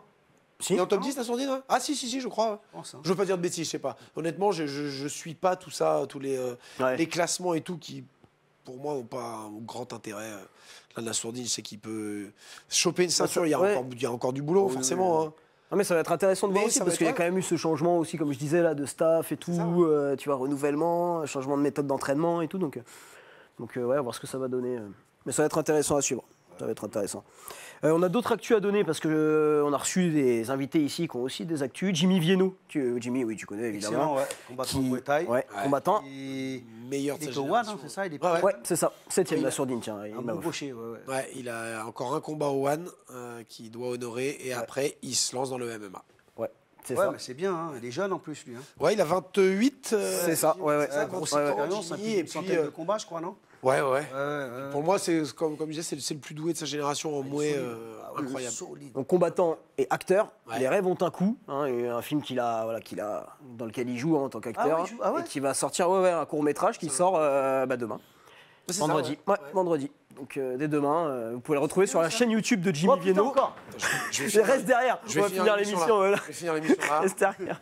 Et puis on a aussi Karim Gadji qu'on a reçu qui combat au Kingdom Fighting à Grenoble samedi. MMA, Ouais. c'est ça? Ouais, MMA, Karim, ouais, ouais. contre Bimlet. Voilà, c'est ça. Emmanuel Moi, Bimlet. samedi. Bimlet, pardon. Bimiette. Contre Bignet, ouais. Contre Bimiette. Qui n'est pas, et je pense qu'on avait confondu tous les deux, parce que j'ai expliqué un Bignet là. Et moi, Ok, t'en as deux dans le. Ok. C'est pas du tout le même. Karim, ouais, bah, ça reste, voilà, lui pareil, hein, avec son background en pied-point qui est incroyable. Ouais, il se fait plaisir, quoi. Ouais, voilà, c'est ça. Ouais. C'est 43, hein, Karim. Ouais, non, Ouais, ils ont- c'est ça, moi, 43 j'aime bien. ans, Bonne ouais. mentalité. Ouais, Très cool. super. Ouais, ouais. Ah, super pas mec. très à cheval sur les horaires, mais. Voilà, oui, ça, il est arrivé avec 3h30 de retard. On l'a hein, invité Karim. ici Oui, il s'en 3h30 fout, de lui, dans la retard. vie, je m'en fous, j'arrive en retard. Mais qui nous a fait une belle démo de hip-hop, là. Ouais. Mais voilà, son combat. Après, honnêtement, son adversaire, je l'ai spiqué une fois, je crois. Oui, c'est pas. Bon, après, voilà, j'ai confiance en Karim. Ouais. J'ai confiance en Karim. Et puis on rappelle, Daniel, le stage à Rio du 17 au 27 juillet. Ça, j'ai Rio de Janeiro, les Tu seras gars. là. Et les filles aussi, hein, mais on a que des garçons. Ouais, Ah, c'est. tu veux passer un message là, un petit message à la caméra? Ouais. Non, ça Pas de tirer les lunettes, Garçon, un peu ça le. va En tout cas, ça va être sympa. Ramenez vos maillots de bain, quand même. Hein. Ah bah, obligé. Et normalement, c'est l'hiver, hein, juillet-août, c'est l'hiver à Rio. Hein. Mais bon, Ouais. ça reste l'hiver Ouais, mais ça brésilien. reste, oui, ça Ouais, reste ouais. la température. Ouais, non, ça va. L'hiver, au minimum, c'est 15-16. Hein. Bon, bah ça Ah, va, c'est pas nickel. plus, là Non, le minimum. Ah, le minimum. Ouais, Ah, ça va, ouais, 15-16 l'hiver. Hein. Ouais, le minimum. Ouais, tu vas avoir un bon 28-30 degrés, là. Ah ouais, non, c'est Juillet-août. cool. Ouais, ça va être sympa. Ouais. Ouais, ça va être sympa. Nickel. Bon, bah Daniel, merci beaucoup en tout cas d'être venu. Merci à vous, C'était les gars. Merci, Dan. Ça fait Vraiment. plaisir. Un régal, Parler de son encore une histoire, fois. c'est super. Ah, non, mais c'est. Ah voilà. oui, ça n'a pas de prix. C'était. Mais non, puis c'était. Voilà, comment on dit, c'est fait par les figures du sport, des sports de combat en France. T'es obligé de venir. Ah, merci beaucoup. Bah, merci non, pour c'est- l'invitation. Bah, merci à à bientôt, toi, les gars. surtout. Suivez-moi. Hein. Ah, Sur bah, Insta, t'inquiète. lâchez pas. Et On puis est là. s'il y a un L'aventure mécène, continue. S'il y a des gens qui veulent investir pour. Oui. Hein, Allez, on créer les marque. Et ouais, On envoie des sponsor, chèques. là. Allez, Allez, allez, On accepte tout, de l'or. Allez-y. Ah oui, c'est important. C'est important. En tout cas, merci beaucoup. Merci à vous. Merci Daniel, Seb, on se retrouve jeudi prochain à 16h avec Gaëtan Hurtel de la Gaëtan Old Hurtel, School Academy. Ah, super. Ça va être un très bon invité également. Je remercie toute l'équipe en régie. Merci toujours pour le travail monstrueux, les petites infos dans l'oreillette, c'est parfait. Continuez comme ça. Et puis nous, on se donne rendez-vous jeudi prochain à 16h sur Twitch. Salut tout le monde.